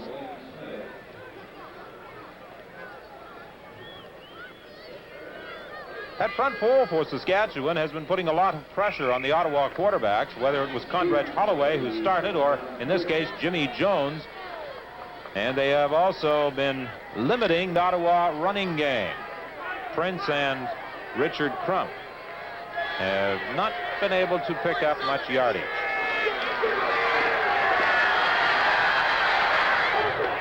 Richard Crump takes the throw, and he's bounced out of bounds by Al Chorney, but he is stopped short of a first down.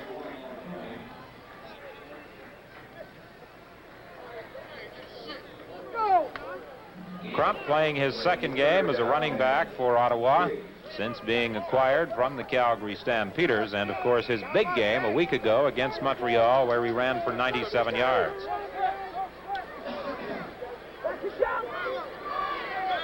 Hands up, Milo! Hands up!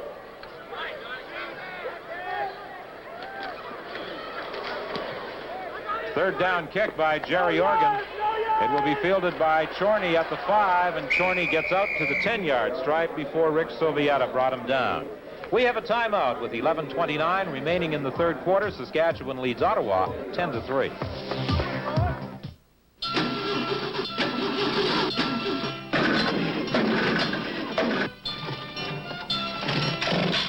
If your engine isn't starting on cue, put in a fresh set of Champion spark plugs at least once a year. Champion in your engine can make beautiful music together.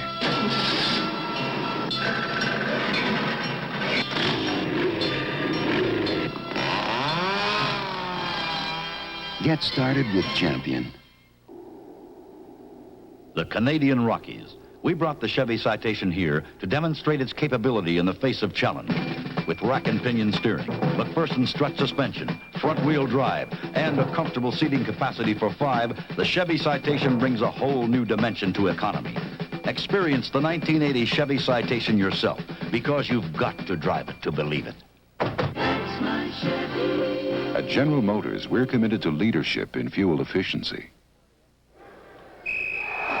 Don Whitman, along with Terry Evanson and John Wells at Taylor Field in Regina, as Saskatchewan scrimmages 1st and 10 from their own 10-yard line.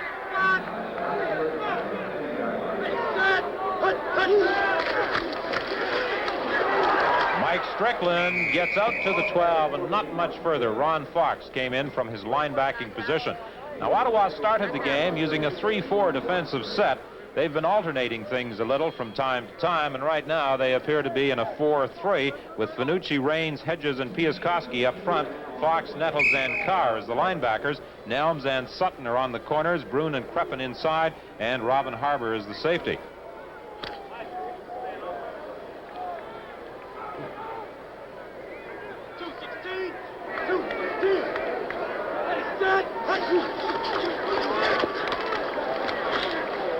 Second down pass. They rule that Brian O'Hara made the catch at the 20-yard line. Will it be close enough for a first down? We got an excellent shot of it from our end zone camera. Brian O'Hara acts just like a second baseman here, just snags that ball right off the ground. He had his hand on the ground. It was an excellent catch. Good call by the referee.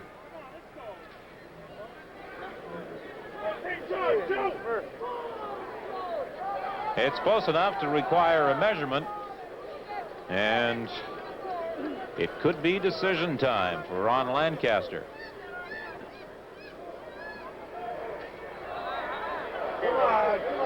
Third down. It's going to be third and just inches.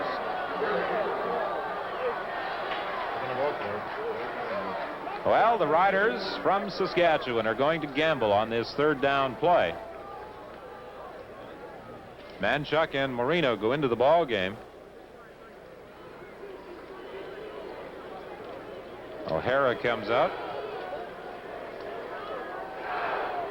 Joey Walters also comes out.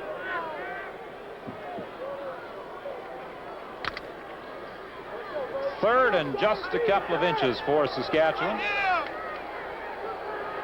That Ottawa defensive line is really stacked in there. Patterson keeps. He may be just across the 20. He only had to advance it a couple of inches, and it appears as though he has done that. It is a first down, Saskatchewan, as the Western Riders keep the drive alive. 9:50 the time remaining in this third quarter, and Saskatchewan clinging to a 10-3 lead. Don, they've changed their defense again. They've gone to a 4-4. They've taken out Robin Harper, and they brought in John Glassford. They feel like maybe, okay, their corners can play their outside receivers man-on-man, and they're going to try to cover the interior of that zone with the 4 linebackers. 107. Well, Ottawa, during the course of this ball game, has continually tried to give Saskatchewan a different look defensively. Patterson couldn't find a receiver, and he's brought down at the 20-yard line. No gain on the play as Jim Piaskowski made the tackle.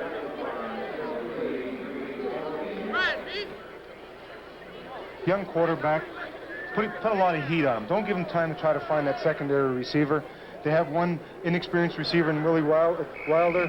He maybe cannot find that open zone, so they man up on him on the outside, put a lot of pressure by the 4 linebackers, blitz 2 of them with the 4 rushing down linemen. Second and 10, Wilder's wide right. Joey Walters splits to left. Here's that pressure, and Patterson goes down back at the 10-yard line. Brad Carr is one of the people who has a grasp on the Saskatchewan quarterback, and the Saskatchewan Roughriders will be forced to kick it away. So Ottawa, in the next offensive series, will have good field position. Good play by Brad Carr, who is back in the Ottawa lineup after missing 5 games as a result of an injury. They blitzed their 2 interior linebackers that time because they feel that, listen, they scared us in that first half. We can't give them that chance to possibly hurt us in this next quarter. 160. Ready.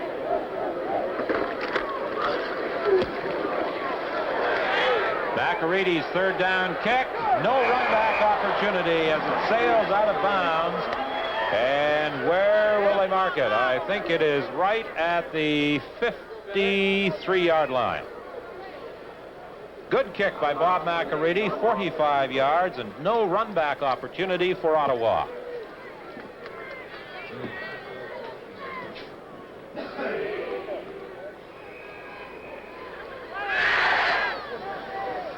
Well, Gaynor the Gopher, the Saskatchewan mascot, hasn't lost any enthusiasm despite the problems that the Saskatchewan Football Club has suffered through this season. Richard Crump trying to go inside, and he runs into a wall. There were 4 Saskatchewan players there to greet him and drive him back. Doug McIver, one of them.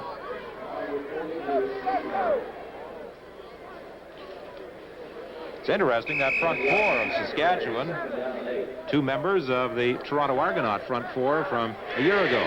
Exactly. And Doug McIver is really having a fine game this afternoon.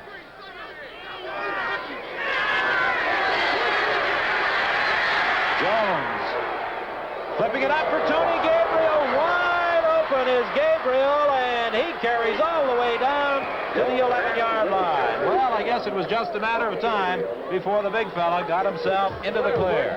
We'll be back after we pause for this time up. This is the product of a successful Canadian off-highway vehicle business. With the financial help of EDC, the Canadian government-owned Export Development Corporation, this company developed an export market. EDC has been financing and insuring Canadian exports for over 30 years. The result of this export deal, more jobs here in Canada. Over 200 of the suppliers also benefited. A success story EDC is proud to be a part of. A 44-yard gain on that pass from Jones to Tony Gabriel, and it's a 1st and 10 situation for Ottawa. The ball is at the Saskatchewan 11, the deepest penetration Ottawa has made so far in the ball game. Jones throwing for Gabriel just off his fingertips. You know, when we talk about Tony Gabriel, there are occasions, I'm sure, where he just heads for the open spot. He breaks off his usual pattern and the pattern he was supposed to run on the play. Well, he's the only receiver I know of in the Canadian Football League that has the right to run a particular pattern, and if it shuts down, now to go to try to find an open spot. And the quarterback knows that Tony's going to go and try to find that spot on the field. He has the talent to do it. 2nd and 10, Ottawa. Jones is going to run the ball. He'll score. Jimmy Jones with a touchdown, and now only 1 point separates Ottawa from Saskatchewan. Well, Jimmy Jones, we've always known to be a good scrambler. He's got his eyes downfield. Excellent coverage by the defensive backs. He sees an opening, and he takes off. He has excellent speed for a quarterback. Ducks his head, crosses the goal line. And the Ottawa Roughriders have an opportunity to tie it with this convert attempt by Jerry Organ. We've got a tie ball game with 6:35 remaining to be played in quarter number 3. Jimmy Jones putting together the touchdown drive for Ottawa. The big play, a 44-yard pitch to Tony Gabriel, and then he ran it in from 11 yards out on 2nd down.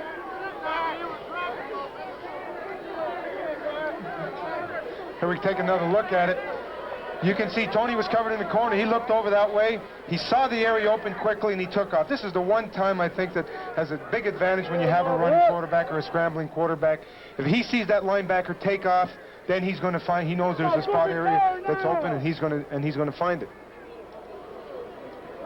Jerry Organ preparing to kick off for the Ottawa Roughriders.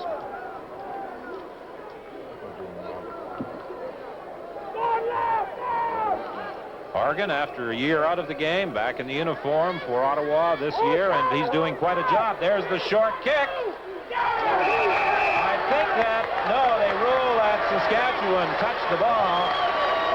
The Ottawa Roughriders seem to feel that they were the last to touch the ball, but the Saskatchewan player got in there to deflect it out of bounds, and I think it was Laurie Skolrud, and if you're trying to kick it over his head, you've got a rather imposing target.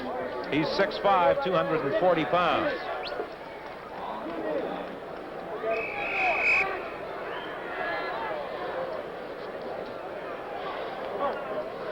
Well, next weekend on Sports Weekend, 3 great horse races. The Coronation Stakes, the Stampede Futurity, and the Prix de l'Arc de Triomphe. So join Ernie Affiganis and Michael McGee for racing at its best on Sports Weekend. Patterson on 1st down, throwing in. Joey Walters was in the clear. The ball just seemed to bounce right off the numbers. Walters is injured on the play. He was hit by Sutton as he went up for the ball. There really didn't seem to be any need for him to go up to catch that ball, Terry. Although I suppose he was trying to protect it. Well, he's trying to protect himself, too. You know, he's been out most of the season. John Sutton backed out of there because they were in a 4-4. He's got deep outside. But he doesn't have to go up for the ball like that. He knows that he's got to keep his body in front of it. But when you jump prematurely like that, that ball hit him right in the shoulder. He lost his concentration, and in turn got hit in the ribs and got himself hurt again. Well, Walters last year was hurt early in the year and missed most of the season. He was hurt early in the year again in this 1979 campaign. This is his first game back since early in July. And he requires some assistance in heading to the Saskatchewan bench again, although it appears that as though he will be able to return.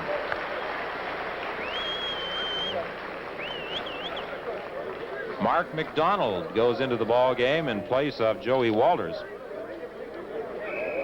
McDonald, a much-traveled footballer who has played with quite a number of teams in the CFL. Is he challenging your record yet, Terry? Aha. Was he entertaining him, though? That's the important factor.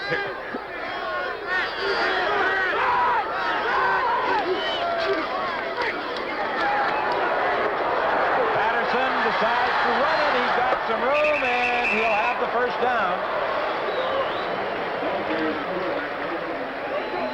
Well, it looks as though he has a first down from our vantage point upstairs, and they now rule that he does have enough yardage to move the sticks just shy of the Ottawa 50-yard line. Lloyd Patterson getting some last-minute instructions from the bench before moving out onto the playing field to call this first down play. The score is tied at 10 with 5:41 remaining in the third quarter. Saskatchewan had a 10-0 first quarter lead.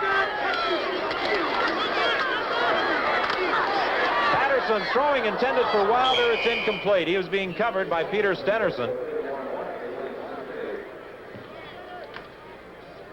Patterson has showed some poise this afternoon, and he has certainly displayed a rifle for an arm. He's been firing that ball. Sometimes his receivers haven't been catching it the way he would like them to. No, they haven't. And here, Wilder runs kind of lazy post. I know he's open early, and it's something we talked about earlier, that the quarterback, Patterson, is releasing the ball too late. He has his men open. Now he's making it a tough catch when he does get the ball there. On second down, Patterson stepping up into the pocket. He's hit from behind. Jim Piaskowski was the man who got him for a loss of about 7 yards. I'm sure that 4-4 defense has really crossed him up. They're dropping off 8 men now into those defensive zones, and he can't find anybody. He's a young quarterback. He just sees blurred vision out there. You know, there's talk about him possibly needing glasses anyway. I know this is a little inside joke, but when they drop 8 men off there, it's very difficult if you don't have experienced receivers coming back to the quarterback out of those deep hook zones. They don't have those type of receivers, therefore he gets sacked. Give that line just that extra second to get to him. McAreedy's third down kick. Nelms takes it back at the 8-yard line, and Nelms runs it back to about the 14. Roger Goree was the man who made the initial contact. A 49-yard kick and a 10-yard return by Mike Nelms. Nelms has made quite a difference to that Ottawa ball club since he arrived on. He's had excellent punt returns most of the way, hasn't he? He certainly has, John. And, John, I might also add, it's nice to hear you again during the course of this ball game. As I pointed out earlier, we had some communication problems earlier in the first half.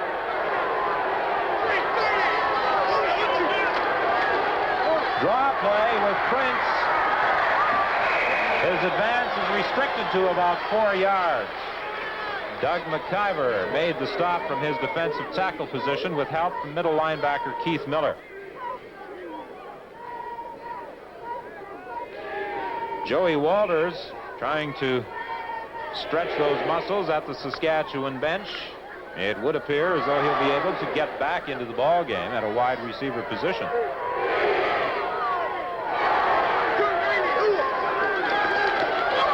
Draw play again, this time with Richard Crump, and Crump is going to be stopped short of the first down. He got to the 25-yard line and then was driven back. 3:39 is the time remaining in the third quarter. It's a tie ball game. Saskatchewan 10, Ottawa 10.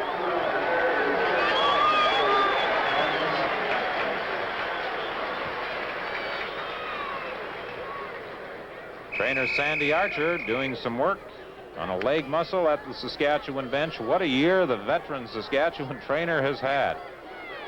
I think right now they still have 13 players on the injured list.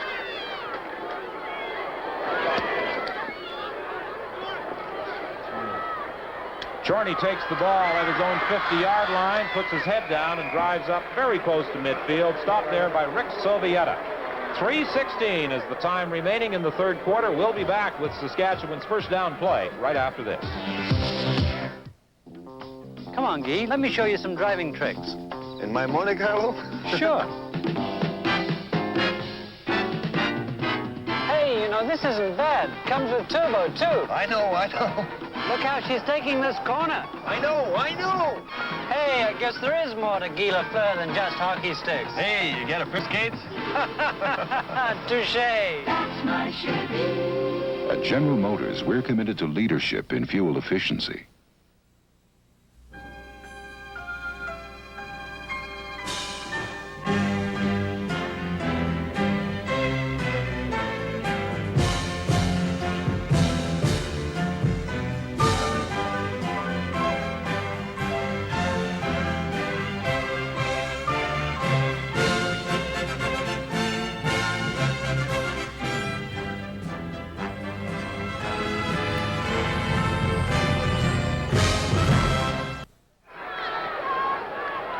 First and 10, Saskatchewan. The Riders are scrimmaging from their own 54. The give is to Mike Strickland, and Brad Carr from his linebacking position came through, and he dropped the Saskatchewan running back for a loss.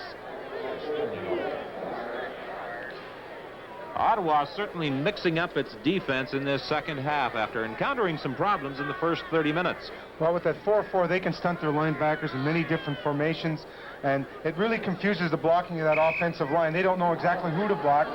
Sometimes we're seeing Brad Carr make an excellent tackle there because Roger Alday came out and tried to hook the defensive end, and he just shot the gap and made the tackle.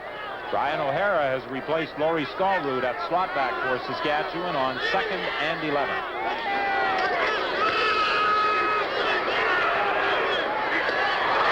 Is completed to Joey Walters for a big first down at 39. Well, Walters, after missing a couple earlier in the ball game, comes back with a key reception for Saskatchewan, a gain of 18. Joey Walters, he's a fine receiver. Listen, he's been hurt all year, and he's got to get back into getting some action in-game play. He dropped an important pass for them. Another look at it from our end zone camera. He's just running a drag-in pattern. Patterson's got his eye on him all the way, reaches in front of the safety and makes an excellent catch. Certainly makes amends for a couple of passes he dropped earlier. Trying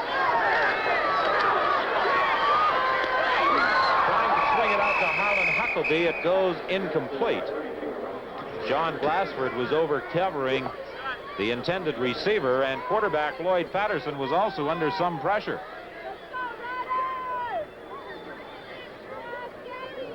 .133 is the time left in the third quarter. It will be 2nd and 10 Saskatchewan. The ball is at the 39.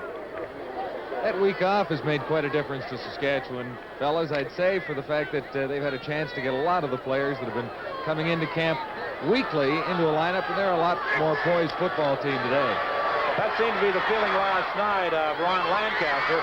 The pass intended for Jerry Fellner. He was being shadowed over there by Peter Stenerson.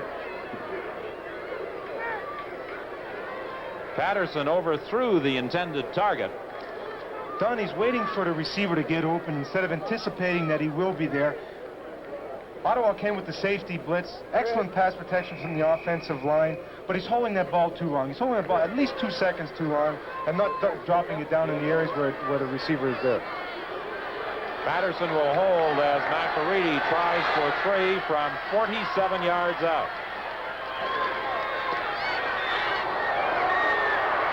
The kick is wide, and Nelms is going to get it out of the end zone. As a matter of fact, he makes an excellent run back, still struggling, and at the 10-yard line, he's finally stopped by Al Chorney. So with 48 seconds remaining on the clock in this third quarter, the score remains deadlocked at 10. Ronnie's showing a little disgust on his face because he knows they're the type of pass plays that got to work. They're the easy ones for you. You must complete those if you're going to make the big play. If you don't get those, then it's just a grab bag affair after, and you're wishing and hoping. And you can't beat the experienced teams that way.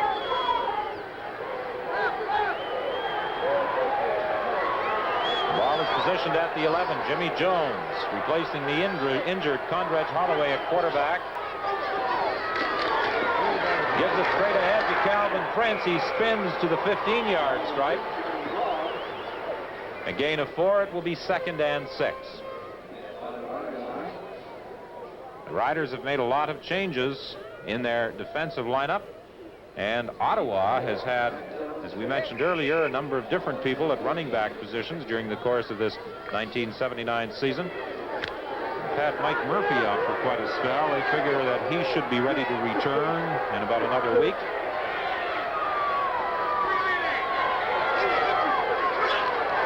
On 2nd and 6, Jones stumbled trying to get out of there. He still gets the pass away, and Ross Clarkson came back to help out a quarterback in trouble, and the broken play may produce a first down. Doug McIver was really in quickly. Ross Clarkson came back to take the throw from Jimmy Jones. I think it will be enough for a first down, and that is also the end of the 3rd quarter.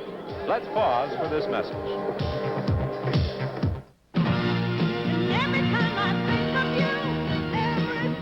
Experience High Energy, a super new album featuring Orleans, Toto, Little River Band, and Super Stinks.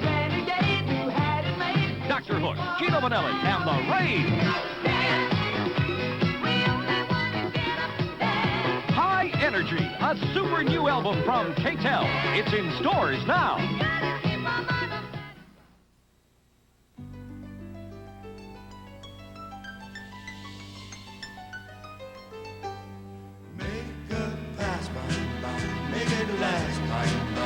Catch the wind that's sweeping low.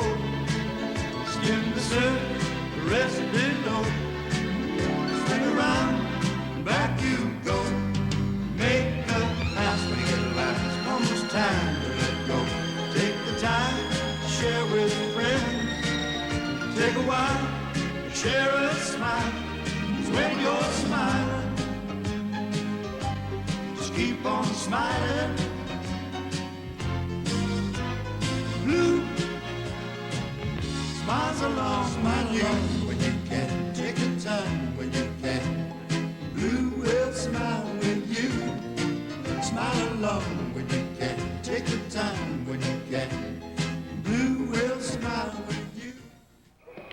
Joe Marino shaken up on that last play. The 6'6", 245-pound defensive end was in pursuing the quarterback, and Jimmy Jones was able to throw to Ross Clarkson. Marino must go out for at least one play. He's being replaced by Brian Illebrun, but I'm certain that he'll get back into the lineup. Richard Truck takes the pitch on first down and runs out to the 27-yard line. You see Marino now coming back onto the field, and Illebrun will head for the Saskatchewan bench. Don, that was an excellent curl pattern by Ross Clarkson. He bumped off of Frank Dark, came back, saw Jimmy Jones in trouble, and kept coming back to the quarterback, giving him the target, and they picked up an important first down. That was an excellent play by Ross.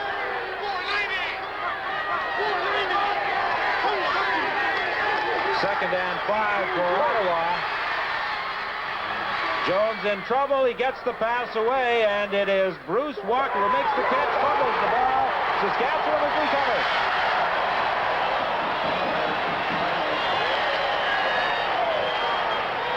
Keith Miller, the middle linebacker, very alertly scooping up the ball after it squirted away from Bruce Walker. They're running a sprint out to the left. He's getting big pressure by Keith Baker, the middle linebacker.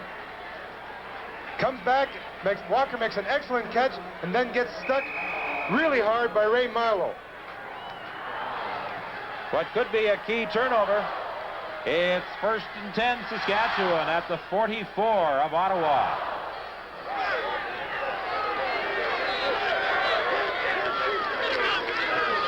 Huckabee going inside, fighting his way down to the 36.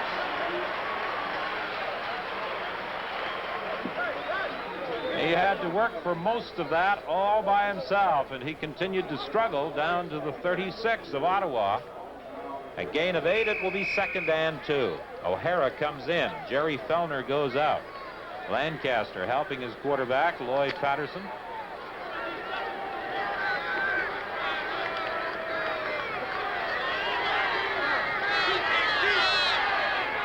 Score is tied at 10, 13:05 the time remaining. Going inside with Huckabee again for a first down. Hedges was the man who finally grabbed the Saskatchewan running back, but it is a Saskatchewan first down at the Ottawa 30. Again, the juggling continues. O'Hara goes out. Jerry Fellner comes in. And obviously, the Saskatchewan coaching staff is sending in plays through the wingbacks.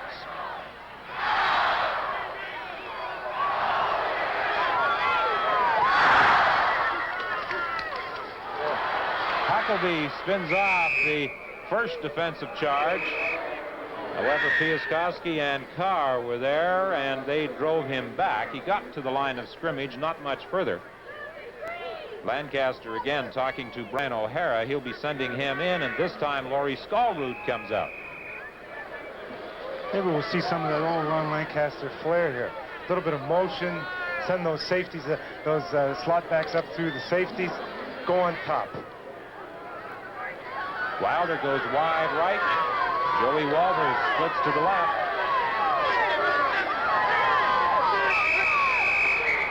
Saskatchewan is going to be charged with a time clock violation.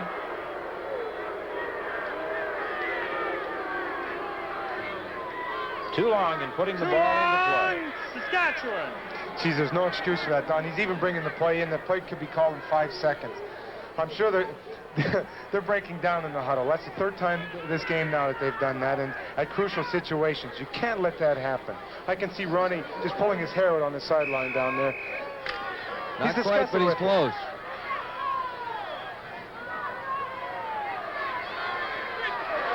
Well, whatever play Patterson had been instructed to call, the Riders appear to be sticking with it. The pass to Huckabee. Huckabee is caught by Carr and taken out of bounds at the 31. So the Riders are forced into a third down situation, which will undoubtedly produce another field goal attempt by Bob McAreedy.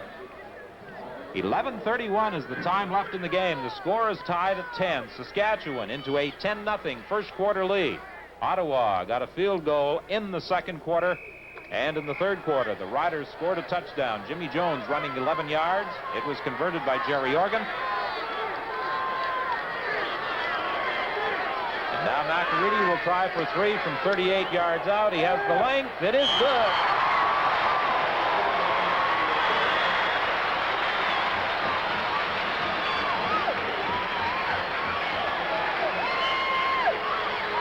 And Saskatchewan now leads Ottawa by 3.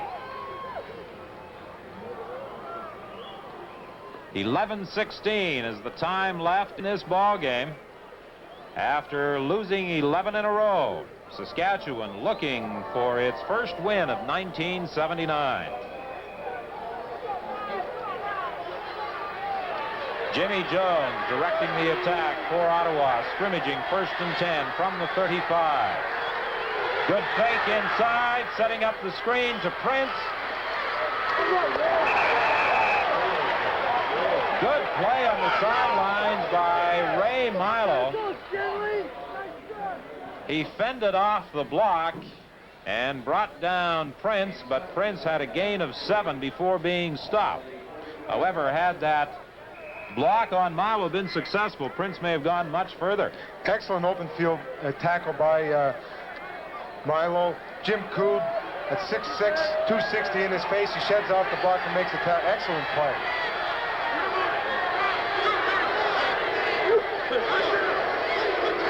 Second and 3, Ottawa. Richard Trump is the first down, out across the 45.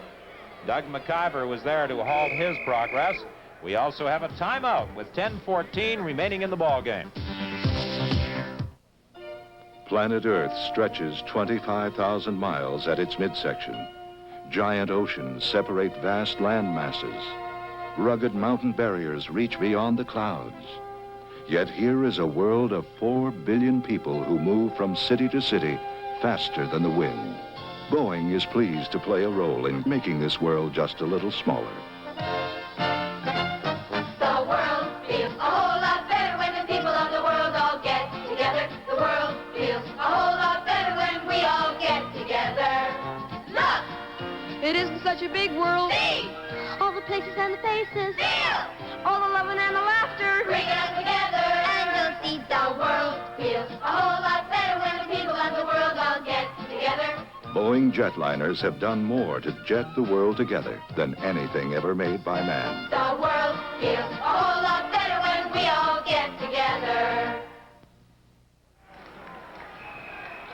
First and 10, Ottawa. The ball at the Ottawa 46.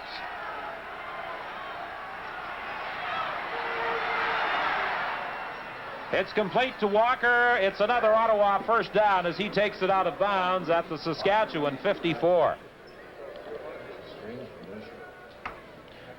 Jimmy Jones doing a good job in directing the attack for Ottawa after replacing the injured Condredge Holloway. He did quite a job a few weeks back for the Roughriders against the Winnipeg Blue Bombers. Jones has only missed on one pass attempt so far this afternoon. Whoa, good reaction there by McIver. He wasn't fooled at all by that fake pitch. He stayed right at home and belted Richard Crump, the ball carrier. Doug McIver's been an excellent football game this afternoon. But it's just a fake pitch, false trap here. You can see the guard pulling out. Val Belcher. Doug sits right inside there. He's not fooled by it at all and lowers the boom. Excellent play by Doug McIver. It's second and 10 for Ottawa. Pressure on Jones. He gets away. Initially throws incomplete. Intended for Cox. Wayne Smith came bursting through and Jones stepped away from him. It was amazing that he was able to get that pass away. I think he's very fortunate he ducked. Yes. I saw that all hook come in there. That's the best pass rush the Saskatchewan team has had all season long. And it's because of the addition of those veterans in there now. They've added that, just that little bit of confidence. And what a change in the football team. Horgan is back at his own 41. This third down kick, well, it looked as though he was going to throw the ball. Then he finally did kick it. It's taken by Chorney back at his own 4. And he is going to be driven back even further, but his forward progress was at the 4-yard line. Rick Sovieta was the man who made the tackle. A 49-yard kick by Jerry Organ. For a momentary, it looked as though Organ was going to throw the ball on third down. Well, he's been known. He has an open contract to run or kick the football. If he sees an opening, away he goes. It was like Ken Clark in Hamilton. He had this knack to see if they weren't rushing those outside men, he'd hold off for an extra second. As soon as they turned to form the wall on the outside, he'd take off and pick up some very important first downs for Hamilton. 8:46 is the time left. It's first and 10 Saskatchewan. They are at their own 4-yard line.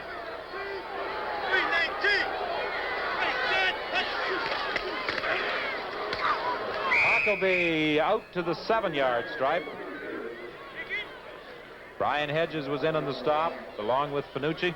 They can't get too fancy down here. They don't want to turn the football over right now. They're ahead by 3 points. This is where we're going to see what kind of quality this Patterson has. Ronnie sent the play in from the sidelines. They can't get fancy right now. They got to be careful. No fumbles, no turnovers. O'Hara comes in to replace Stallrood. The messenger service from the Saskatchewan bench. Good protection for Patterson to the sidelines off the fingertips of O'Hara. O'Hara was being covered by Ron Fox, the linebacker. And Saskatchewan will be forced to kick on third down. So Ottawa will get the ball back in excellent field position.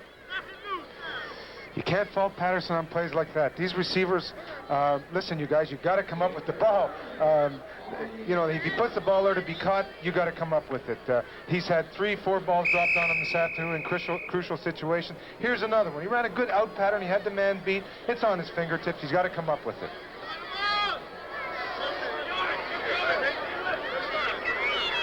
McAreedy stands in the end zone.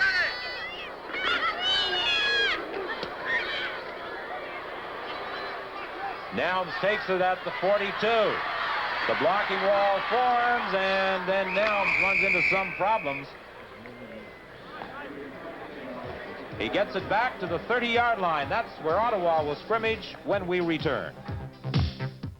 These happy people had the foresight to buy GM's continuous protection plan option.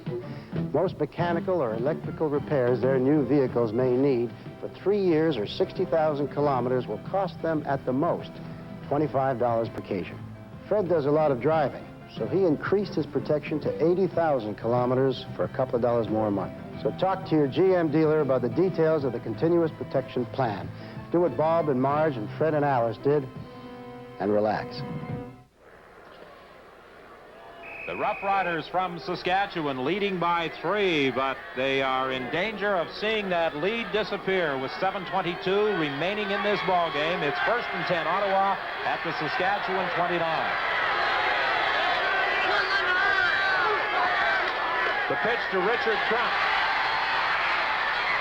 Crump picked up a couple of yards, not much more. There was a lot of blocking help over there, but McIver came over, Miller, the middle linebacker, came over, and Wayne Smith was also there, along with Al Chorney. They were able to break it up. Don, I want to go back and play the drop pass by Brian O'Hara. Instead of having first down on the 22-yard line, still controlling the football, so you got a bad kick. Ottawa takes the ball over now on their 29-yard line and first down. Big turnover. 2nd and 8 for Ottawa. Draw play with Prince. He fights to the 20-yard line, and then it's picked up by Walker as the ball is fumbled. And they're ruling an Ottawa touchdown. The ball was fumbled, and Walker alertly scooped it up and ran it in for a touchdown. It appeared as though Prince was stopped short of the first down. Let's take another look at this one. Oh, look at it myself. First, it looks like they had him stopped with a 5-yard gain. The ball gets popped loose there. Emil Nielsen popped it loose. Bruce Walker's right on Johnny on the spot, picks it up for a big touchdown. There's that drop pass. Now all of a sudden you're behind by 4. What an alert play by Bruce Walker, and what a good bounce as he was able to scoop up that ball and continue moving towards the goal line. And now with the point after by Jerry Organ, Ottawa is in front for the first time this afternoon by a score of 17-13. 6:29 is the time left in this ball game.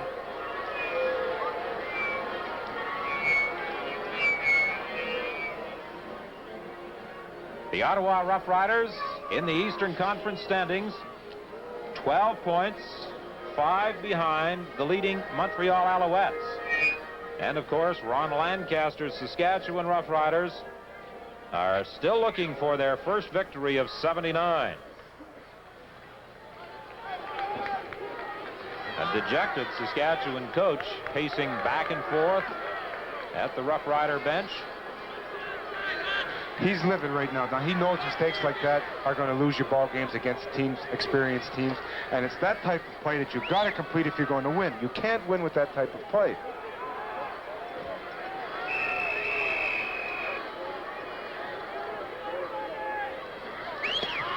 Kickoff by Jerry Organ. Harlan Huckabee starting out from about the 3-yard line. Huckabee slipped and fell as he attempted to make the cut. And the Riders will scrimmage inside their own 20. That was a 63-yard kickoff and a 16-yard run back by that man, Harlan Huckabee.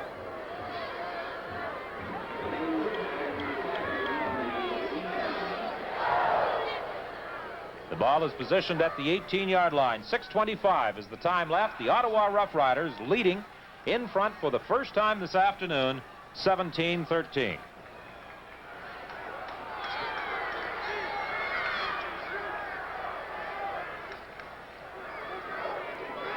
Draw play with Mike Strickland, and Strickland is upset at the 22-yard line. Tim Berryman was the man who got a hand on the Saskatchewan running back. 3 new Canadian cities will be part of the National Hockey League this coming season. Hockey Night in Canada returns to CBC television next Saturday, October the 13th. So check your local listings for the game and time in your area. A lot of excitement about the NHL in lots of areas this year. Yes, it will certainly be an interesting National Hockey League season with the addition of the Winnipeg Jets, the Edmonton Oilers, the Hartford Whalers, and the Quebec Nordiques to the NHL. Patterson in difficulty. He's sacked for a loss back at the 14-yard line. Jim Piaskowski was the man who broke through on the Rough Rider quarterback.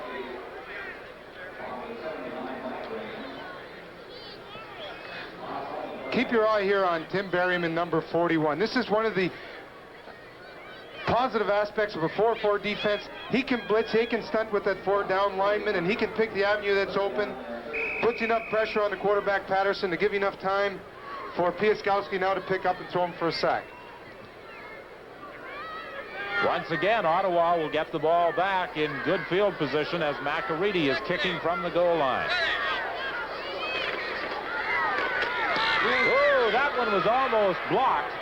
Ron Fox almost got through on the Saskatchewan punter. Nelms was caught by Roger Goree and dropped back at the 49-yard line. Ron Fox came very close to blocking that one. That was only a 38-yard kick and a 3-yard return.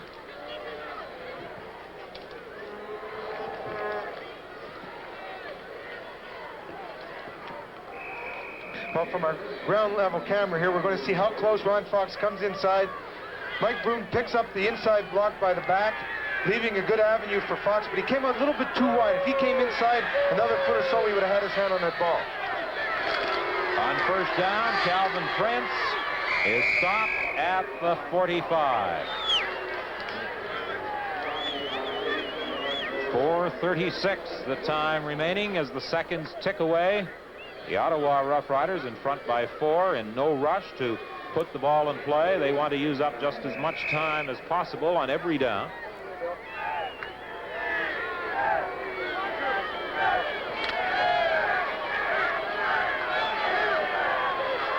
Second and 7 from the 45. Jones on the option. He's got Clarkson wide open, and it's an Ottawa touchdown. However, there is a penalty flag. Was he across the line again, Don? Back at the line of scrimmage. I'm not sure whether they're ruling he was across the line of scrimmage before throwing or not, but it appears as though they're bringing it back. Going forward pass, passer across the line of scrimmage. That's the call by referee Neil Payne. What a break for the Saskatchewan Roughriders. Let's take another look at it. There was a break for Saskatchewan, but what an excellent call. They brought all the people down the line of scrimmage. Jimmy Jones looked like he was going to start running outside, but it was a planned play because Clarkson ran a hook and go. The back froze, and he just slid in behind him. I couldn't tell from that replay how close he was to that line, though, Don, but what an excellent call from the bench. He was over. The line of scrimmage was the 45-yard line, and it appeared as though he was over. That's the second time that Ottawa quarterbacks have been called this afternoon for throwing in advance of the line of scrimmage. Third down kick by Jerry Organ. It's taken by Dark. And Dark is stopped at the 17-yard line by Tim Berryman. 3:40 the time remaining in the ball game. 17-13, Ottawa leading Saskatchewan. A play that could have put it away for Ottawa, called back by the infraction, and Saskatchewan still has a chance. Riders have a new quarterback in there, at least the Saskatchewan Roughriders. Danny Saunders is going to try, number 13. Just warmed up on the sidelines. He's from Carson Newman University, and I haven't heard of that one. He's 6'4", 203. Danny Sanders directing the attack now for the Saskatchewan Roughriders, throwing incomplete. Nowhere near being catchable for Laurie Stallrud as the ball almost appeared to be right at his feet. There we had different ends of the spectrum. Danny threw the ball real too quickly, while Patterson's been throwing the ball late. He threw it on his back foot. He was dropping back. He wasn't even 5 yards into his drop zone when he let that ball release, and Laurie wasn't even into his pattern yet. In describing Sanders last night, Ron Lancaster said he has what he refers to as a live arm.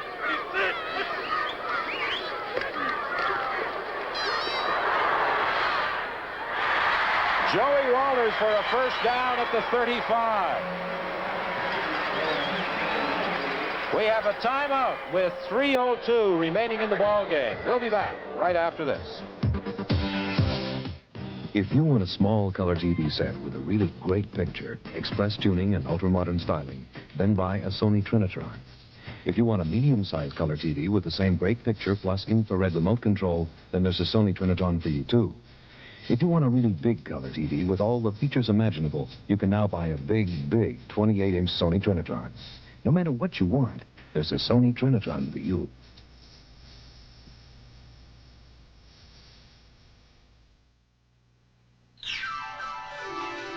Watch me slide, watch me glide, watch the show. Here I go, wet and wild, catch my style.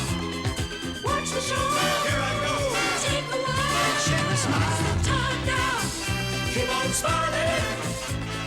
Woo, smile always. Smile with blue.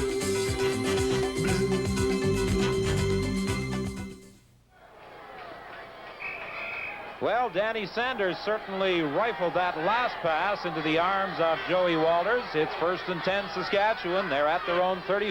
They trail by 4. Sanders is going to run it. There's also a penalty flag in the play. Sanders struggles all the way out to the 49-yard line, but it may all go for naught as there was a penalty flag back at the 35.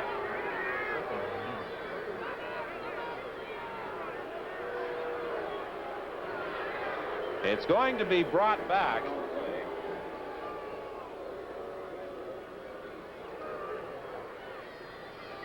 Holding the infraction, Curtis Wester was grabbing Jim Piaskowski, according to our isolated camera director, Dr. Ken Nielsen.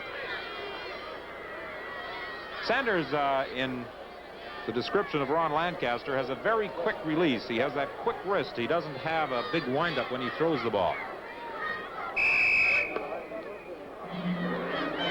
We view again that infraction, and you see Wester tackling Jim Piaskowski as Piaskowski was coming in on quarterback Sanders. No question about that infraction. And there's no question that Sanders is going to go down for a big loss back at the 16-yard line. John Glassford came through, and the Roughriders from Saskatchewan now face a 2nd and 20 situation. Put the heat on them. They come in with their both inside linebackers, 6-men rush. You got to get to him because he's in now. He's off cold off the bench.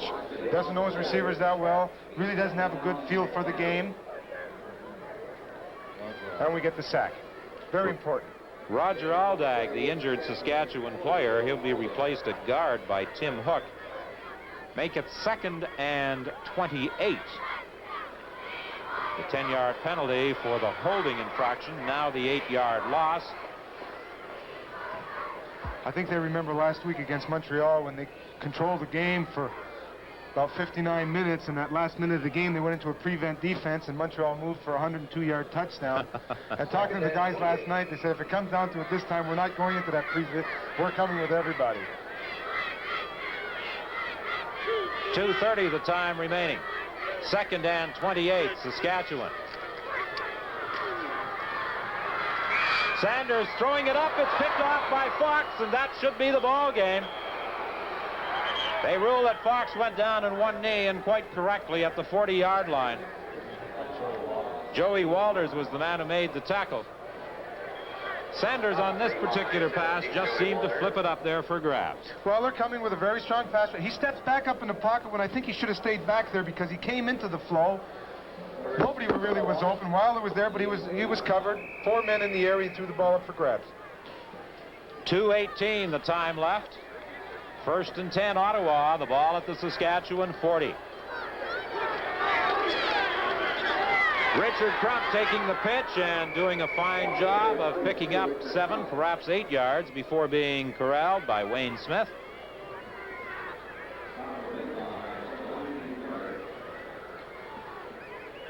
Well, there was certainly hope as far as Saskatchewan fans were concerned in the first half that perhaps the losing string would come to an end this afternoon. But it looks very much as though that string is going to stretch through an even dozen games now.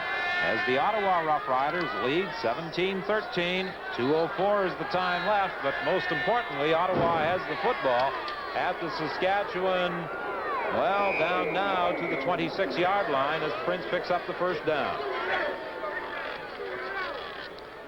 1:55 the time remaining in the game. Jimmy Jones coming off the bench for Ottawa, replacing Condredge Holloway, who incurred further damage perhaps to the rib injury he suffered quite a while back.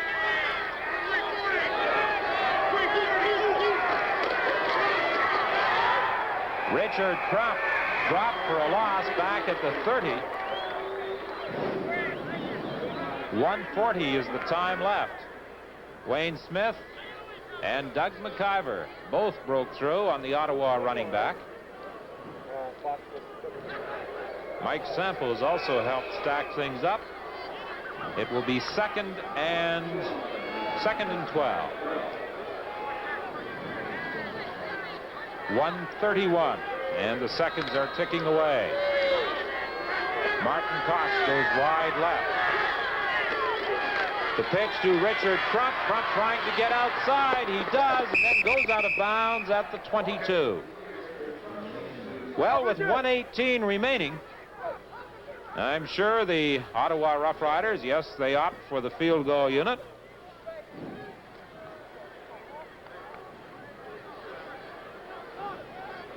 But the Saskatchewan Roughriders will get the ball back with still time remaining. Danny Sanders.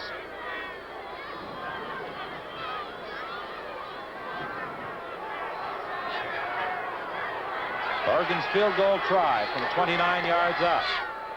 The kick is up. It is good. And it's now Ottawa 20, Saskatchewan 13. 1:15 is the time left. Saskatchewan will scrimmage first 10 from the 35. Sanders continuing to direct the attack. Oregon has accounted for 10 of Ottawa's points this afternoon. No, make that 11 of Ottawa's points.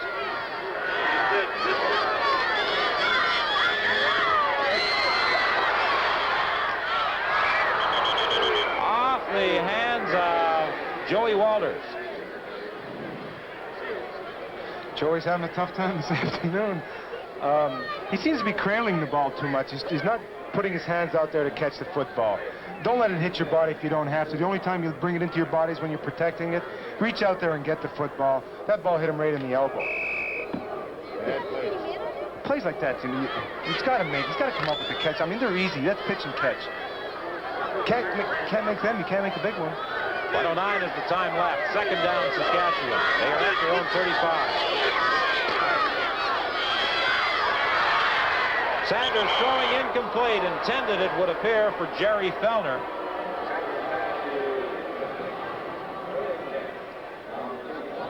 It's 3rd and 10 now for Saskatchewan. 1:03 is the time left.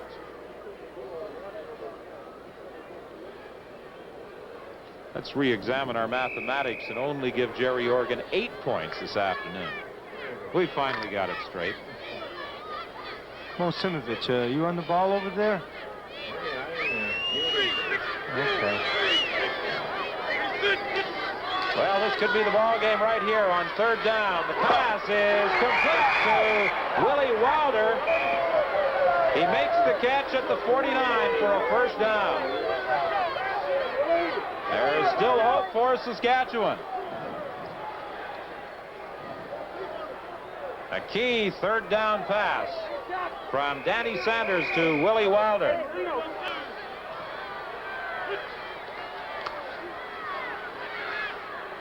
Sideline pattern, and Joey Walters takes it out of bounds. That'll be another Saskatchewan first down at the 47. Now, they told me last night they weren't going to play that prevent defense. They are. They're gunning for the prevent, and they're giving that 15-yard out pattern. It only takes a couple to get downfield. 46 seconds still remain. The ball is at the 45 of Ottawa. And that's a defense I still don't understand after 15 years of playing. If you shut somebody down for, again, 59 minutes of the game, why do you go into that defense and give them a chance? You got to keep them down when they're down. Throwing to Wilder. Wilder makes the catch. Wilder's still struggling. He's down to the 28-yard line with 35 seconds remaining. Larry Bruin finally made the tackle. Wilder, of course, a man they have to be very, very concerned about because he has that tremendous speed.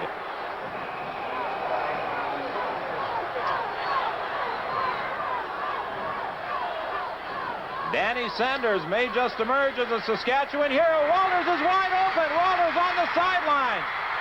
He's going to score.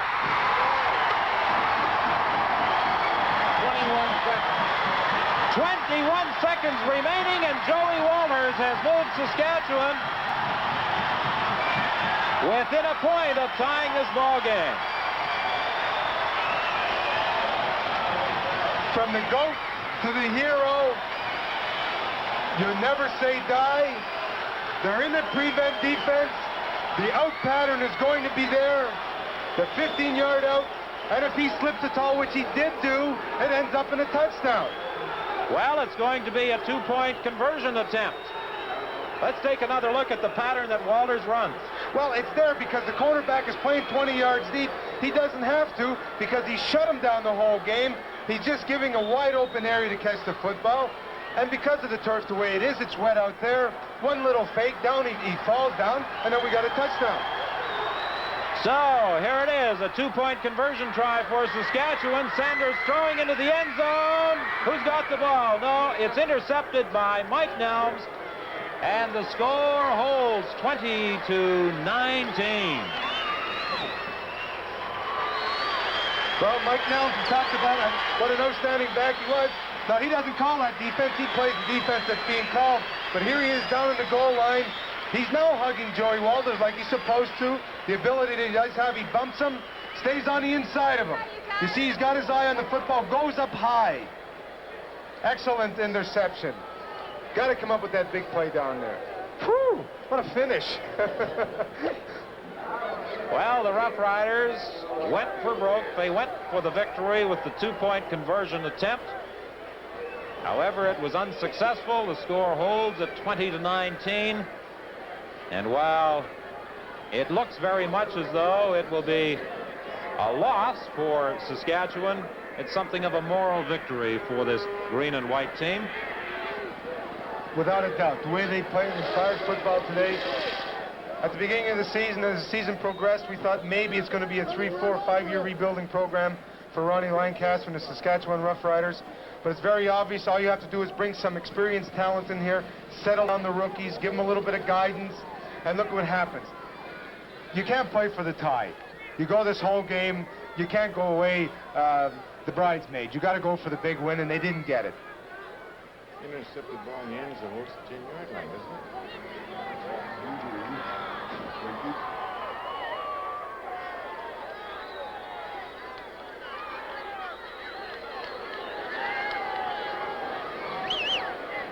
Well, the Saskatchewan Roughriders had initially lined up for the kickoff. Now there seems to be a certain amount of confusion, and the Ottawa Roughriders are going to kick off. The new rule is going to come into effect here, where the Ottawa Roughriders, and I believe this is the first time that we have seen it this year, where they elect to kick off rather than to receive. Harlan Huckabee having difficulty hanging on to that football, and he is down finally at the 9-yard line. Brad Carr made the tackle, and 15 seconds remain. Pretty good piece of strategy for the Ottawa Roughriders.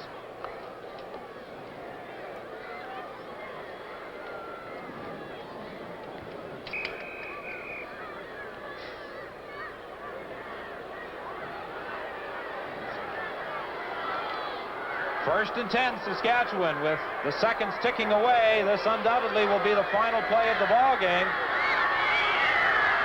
Sanders' pass intended for Walters goes incomplete, and that will be the ball game. The Ottawa Roughriders hanging on for a 20-19 victory over the Saskatchewan Roughriders, with Saskatchewan's victory string now extending through 12, or losing string, I should say, extending through 12 games. Ron Lancaster felt his team had the enthusiasm and the ability to perhaps knock off the Ottawa Roughriders this afternoon, and they certainly gave the team from the nation's capital quite a scare before going down to defeat. We'll be back with our post-game show right after this. Ever since Alice took up running, I've been getting up every morning to pace her. Needless to say, the Malibu makes these early morning runs very easy on me. Sure, it's a lot of solid character, but between you and me, this is one beautiful running machine. And that's something I can appreciate. You had enough? What the devil were you talking about back there? Just talking about my Chevy. Your Chevy? That's my Chevy. That's my Chevy. At General Motors, we're committed to leadership in fuel efficiency. The Mach 2 by Arrow. A tapered shirt that fits you perfectly, because only the Mach 2 is tailored to the contours of your body, with a dart here and here. Has sleeves the length you choose, and if you wish, a patented Mach collar. The only collar shaped to fit the cone of your neck. That's the Mach 2, the perfect tapered shirt. Fittingly made only by Arrow. New Envirolite plastic finish, a breakthrough in coatings. Envirolite gives rugged protection to wood, metal, anything paintable, indoors or outdoors. In tests by an independent laboratory, Envirolite outperformed all these popular enamels. Envirolite dries up to 7 times harder.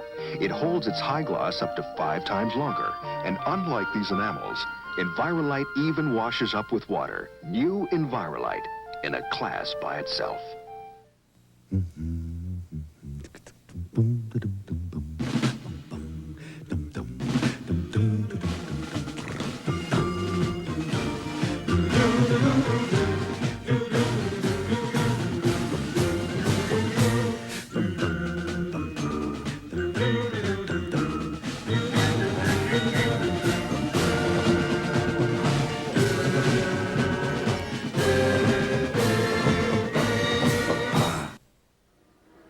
Well, a heart-stopper in Regina Taylor Field this afternoon. The Ottawa Roughriders prevailing over the Saskatchewan Roughriders, but it was darn close right down to the very final moment. George Brancato, you suggested that the Saskatchewan Roughriders might give you a pretty good tussle at the outset, so you're a pretty good predictor. This game scared me. This game scared me all week. I just wonder if our guys can get ready, and as it turned out, we weren't ready in the first half. I think we played a lot better in the second. Saskatchewan did appear to be an improved football team. Well, they're a hungry team. They want to win, and they've got some good football players in there now, and I think, at their skill positions, their receivers are good, and if they get a little more consistent quarterbacking, they're going to be a pretty good team. You had problems with them in the first quarter, particularly first half. What did you do at halftime to adjust to that? Well, really nothing. We went back with the same game plan. I think our guys just woke up. They were asleep the first half. Looking at that last player, at least the last touchdown, first of all, you must have had a few moments of consternation about that particular play and that drive itself. That was a heck of a drive for them to come back like that. They were a third down situation, and they made the first, and then they continued right down the field with a couple of big plays, and it's too bad Mike Nelms fell in that last touchdown, but they got it. They went for the 2 points, and proud of Ronnie going for his first win anyway, and he didn't make it. Took advantage also on the kickoff following that of a new rule in the CFL. It's not a new rule. It's an old rule. No, you have a choice after any touchdown that you can kick off or receive, and with 21 seconds, I thought let's put it down the other end. It hasn't been used very often, I should say that, and you suggested you'd never tried it before. I've never tried it before. I thought about it a couple of times. A couple of times I lost onside kicks and lost games like that, and I said, the heck with it, let's kick it down. Right, well, it worked for you. It worked. You got to hope for the Eskimos against Montreal tomorrow and stay in that battle for first place. Well, that's the only thing that's going to keep us in there, because we know we're tough to get into first place, and Montreal's just about got it made with 3 home games after the Eskimos, so the Eskimos are our only hope. Thanks very much for joining us. Congratulations, George. Thank you. Thank you. Good luck next week. Okay, we've got Jimmy Jones, and that was a pretty good ball game for you guys today. Yeah, we finally did wake up in the second half. As the coach said, we had our problems in the first half, and I'm just glad to get out of here with the win. Actually, it looked a little close, and Saskatchewan did give you just about everything you could handle. Well, they did. We were trying to guard against being overconfident and not being up for the game, and everyone was really trying to do their best, but somehow we just weren't ready in the first half, and they got up on us, and we were in the cellar, and it took a pretty good team to come back the way we did, and I'm proud of that. What happens to a team when you come in against Saskatchewan like that? Why wouldn't you be up? Coach can say that the coach suggested to us on the pregame show that he had to get his team up. Why can't you get up? Well, you're trying to get up. You're trying to do the same things that you do every week against a good ball club like Montreal or BC or someone of that nature, Edmonton. But you go through the same motions, but you just don't get the intensity, and you really don't realize that you better wake up until you get in the ball game. Okay, let's look at a couple of big plays for the Ottawa Roughriders this afternoon. I think we've got your touchdown here. Yeah, this was a pass play, and they gave me pretty good protection. They had, I think, a stun up the middle, and I just stepped up inside of the pocket, and I saw that I could run for the touchdown, so I took off. Wide open on that particular win. You were 9 for 11, 130 yards on the afternoon. Not a bad afternoon. The big key pass, though, really set up that touchdown. How did you get Well, that was a good job. It was a good job by Tony. It was an 84 pattern, we call it, which is a sprint out, and he's supposed to run a corner pattern. And if he can't make it, then he's just supposed to hook up. And he saw that the defense was really overflowing, so he just cut back across the field, and he was all alone by himself. And I was fortunate to see him and made the throw. Okay, congratulations on a fine afternoon and a victory over the Saskatchewan Roughriders. Thank you. Thanks very much for joining us. Hello there. Come on in. Mr. Walker, how are you? Good, thanks. Big play for you late in the game. Yeah, a couple plays earlier, I had caught a ball and dropped it. I fumbled it, and well, Captain Cool, Jimmy Jones, said, don't worry about it, you might get the game winner. And no sooner had he said that than I picked up a fumble and ran it in. Okay, we've got that touchdown on highlight here. If you can just describe what happened for us, please. Okay, I think he just called a running play out the right side, a 90M, and I picked up a block on the left side and just was turned around and seen the ball on the ground and just went and picked it up. That one's not in the playbook, eh? No, we didn't. We've been working on that one all week, and it worked. So there it is, just picked it up and had a block right ahead of me and just ran her in. Awfully big play at that stage of the ball game, and as it turns out, at every stage of the ball game. Yeah, it worked out that way. They almost came back, and it wasn't almost a big play. They almost went ahead at the last couple of seconds there, and but it worked out well for myself and the team. Ottawa had problems in the first half, first quarter in particular. Yeah, well, this Saskatchewan team, I don't think their record is any indication of how, what kind of team they had. They came out tough. They got a couple early scores, and they were on top, and they were tough. We had to come back. What about their defense? Is that a vastly improved defense as you look at it? Yeah, I think so. They're moving people in and out. They've been moving them in and out all year, but they've had 10 days to prepare for this game, and they did a good job. Thanks very much for joining us. Do I get to say hi to somebody? So, go ahead. Hi, Jody. Jody. Who's Jody? My girlfriend. Okay. Okay, Jody. Jim Piaskowski, come on in here for a second. How are you doing? Good. Yourself, John? Well, I'm doing pretty well, That's actually. good. It was a whale of a ball game today. Sure I really was. enjoyed the finish. It really was. Their offense played quite well. Our D put a little pressure on them, made them throw up a ball, got with a couple of big interceptions by Fox. I think it was Mike Nelms who got the other one, wasn't it? Yeah. As you looked at the Rough Riders of Saskatchewan this afternoon, were you surprised yourself at how well they played? No, not really, because they had 2 weeks off to preparing for us. They got a few new ball players with Smith. Goree came back. They played one hell of a game. And, they could have tied it very easily as, winning it. Okay, thanks very much for joining us. We're running a little short of time. You can't say hi to your girl. John. Okay. Of course, a big game coming up in Edmonton at Commonwealth Stadium tomorrow. The Edmonton Eskimos against the Montreal Alouettes. And, of course, the Eskimos defensively led by some outstanding players like Dave Fennell and middle linebacker Dan Kepley. So now let's take a look at Dan Kepley of the Edmonton Eskimos, an outstanding middle linebacker in profile. What about the season so far? Great year, 78. Is 79 better for you personally, do you think? Well, it's a personal thing. I don't really set any goals personally. I would like to get better, and I think that's everybody's goal, that type of thing. But as far as to say I want to make this team or make this all-star team or end up in Japan with the Players Association, that type of thing, I really don't. The one thing that I want to do is improve as a team, have a team concept, and to get better as a unit. And I think that's the main goal that I had this year. Why do all the players on the Eskimos talk that way about the team, and really tough to get any individual comments out of them? Is that? I think probably that's the key to our winning right now, and the key to why we're a successful ball club is because ball players, myself, say I care as much about the guy playing next to me as I do about what happens to myself. And it's a good thing. It's a very together team. It's almost like a family out there. And that's a good way to be. Who makes the family? I guess it's the coach, isn't it? Well, you got the head of the family. I think Coach Campbell does a lot for it, and the coaching staff itself. But I think mainly it comes from the inside, from the ball players themselves, that they get together. The coaches can try to make two ball players like each other and get together, but they may not necessarily fit. But with our ball club, when the way it's working now, everything is clicking together. There's times when you go out and you got to work seriously and work hard and get the work done, and then there's times that you can play around and horse around a little. But right now, winning is very good, and I think it's a lot easier and a lot more fun to play when you're winning. But winning takes hard work, and we've got people that they don't mind to work hard. I'm my worst critic, probably, and I don't feel that I'm making enough things happen out there like I like to happen.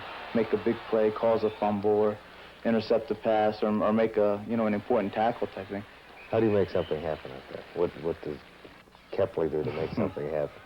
I don't know. I just don't stop. I would like to just you try to go 100%. And Coach Campbell came up with it this past game to not stop. Play every play to the end.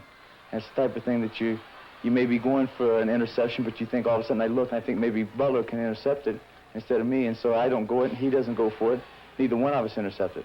So if it's going to be there, just go make the play. If a guy's got a ball player wrapped up and going to make a tackle, don't slow down thinking that the guy's down on the ground until he is actually tackling down on the ground until the whistle blows. And I think that's the biggest thing. I just got to go, a little more than 100% on some plays. You're looking at some of the players you go against in the CFL. What would you like them to think about Kepley, about number 42 for the Eskimos? Well, probably that he was really 6'3" and about 240 pounds. But I think that's a little bit unbelievable. I don't know. I would like to have respect to the league. I would like to think that, if a center or a guard or somebody doesn't come out and try to block me with everything he's got, and he has to go 100%, then maybe he can't block me. But I would like to feel that they have to work as hard to block me as I have to work to get away from them, that type of thing. In the opposition's eyes, then, would you figure you've achieved that in your CFL career already, or is there more to go? I certainly hope there's more to go. I would like to. I don't think, I don't want to be complacent and say, okay, I'm happy with the way I played and this is it. I'm not going to strive to get any better, because I think when that happens to an individual or a ball club, it's time for you to, hang it up and time to retire and get out. Because if you're not going to work harder to make yourself better and to make the team better as you get better, then you're not really contributing anything.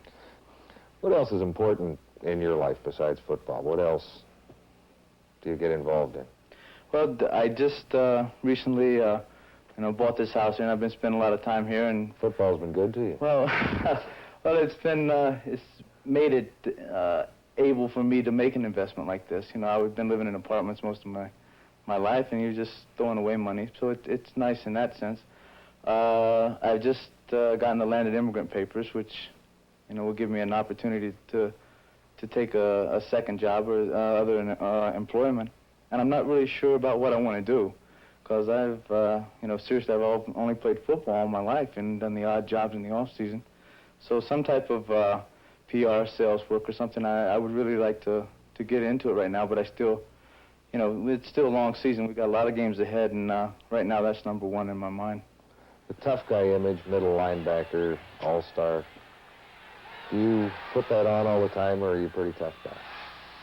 Well, there was times I think I had to walk around with a chip on my shoulder a lot in college and whatever. I got tired of being tagged with the stigma of being too small to do this, and the reason you weren't drafted in the NFL and was you were too short and you were too small, and the computer kicked your card out because you weren't 6'3", 230 pounds and run a 4.4 40. But I think pride and heart does have a lot to do with it, and desire. The thing of, there's a lot of ball players out there that, that are good and they know they're good, but they're not, some of those are not as good as the ball players that aren't good, but they don't know they're not good, and they keep working hard and keep trying, and that's what means a lot. Away from the game, is there a pretty soft side to Dan Kepley? Huh. Now, you know, I can't say that publicly on the camera. I'm supposed to be the tough guy, Emmett. Yeah, I think so. I really do. I like to get away from it. I believe, like I say, back in college, you used to walk on the field and off the field, and everywhere you walked had to be a football field, because there was always somebody wanting to try you and test you. But I think I like now to be, I don't know, I guess I'm schizo in a way, maybe, because I'll go on the field, and whatever's on the field, I'll do anything it takes to win and try to work as possibly hard as I can. And when you come off, you like to leave it right there on the field, and you like to come back and to be maybe two different people. And, you know, that's kind of a good way to be sometimes. Dan Kepley of the Edmonton Eskimos, he certainly doesn't look like a small middle linebacker having another outstanding season with the Eskimos. And of course, tomorrow on CBC television, the Eskimos at their home turf, Commonwealth Stadium, against the Montreal Alouettes. Many say it'll be a battle of the Grey Cup finalists this year. And the way it's standing right now in the East and Western Conferences, top two teams tomorrow afternoon. As part of CBC's Thanksgiving football weekend, it should be an exciting game. And we'll be on hand to bring you all the color and activity of that football match tomorrow afternoon from Commonwealth Stadium. Don Whitman, Terry Evanston, and myself, John Wells. Looking at the Saskatchewan game today against the Ottawa Roughriders, Saskatchewan gave it their all, but still didn't have quite enough to get by Ottawa and lost by 1 point, 20-19. That's everything from Taylor Field, Regina. Good day.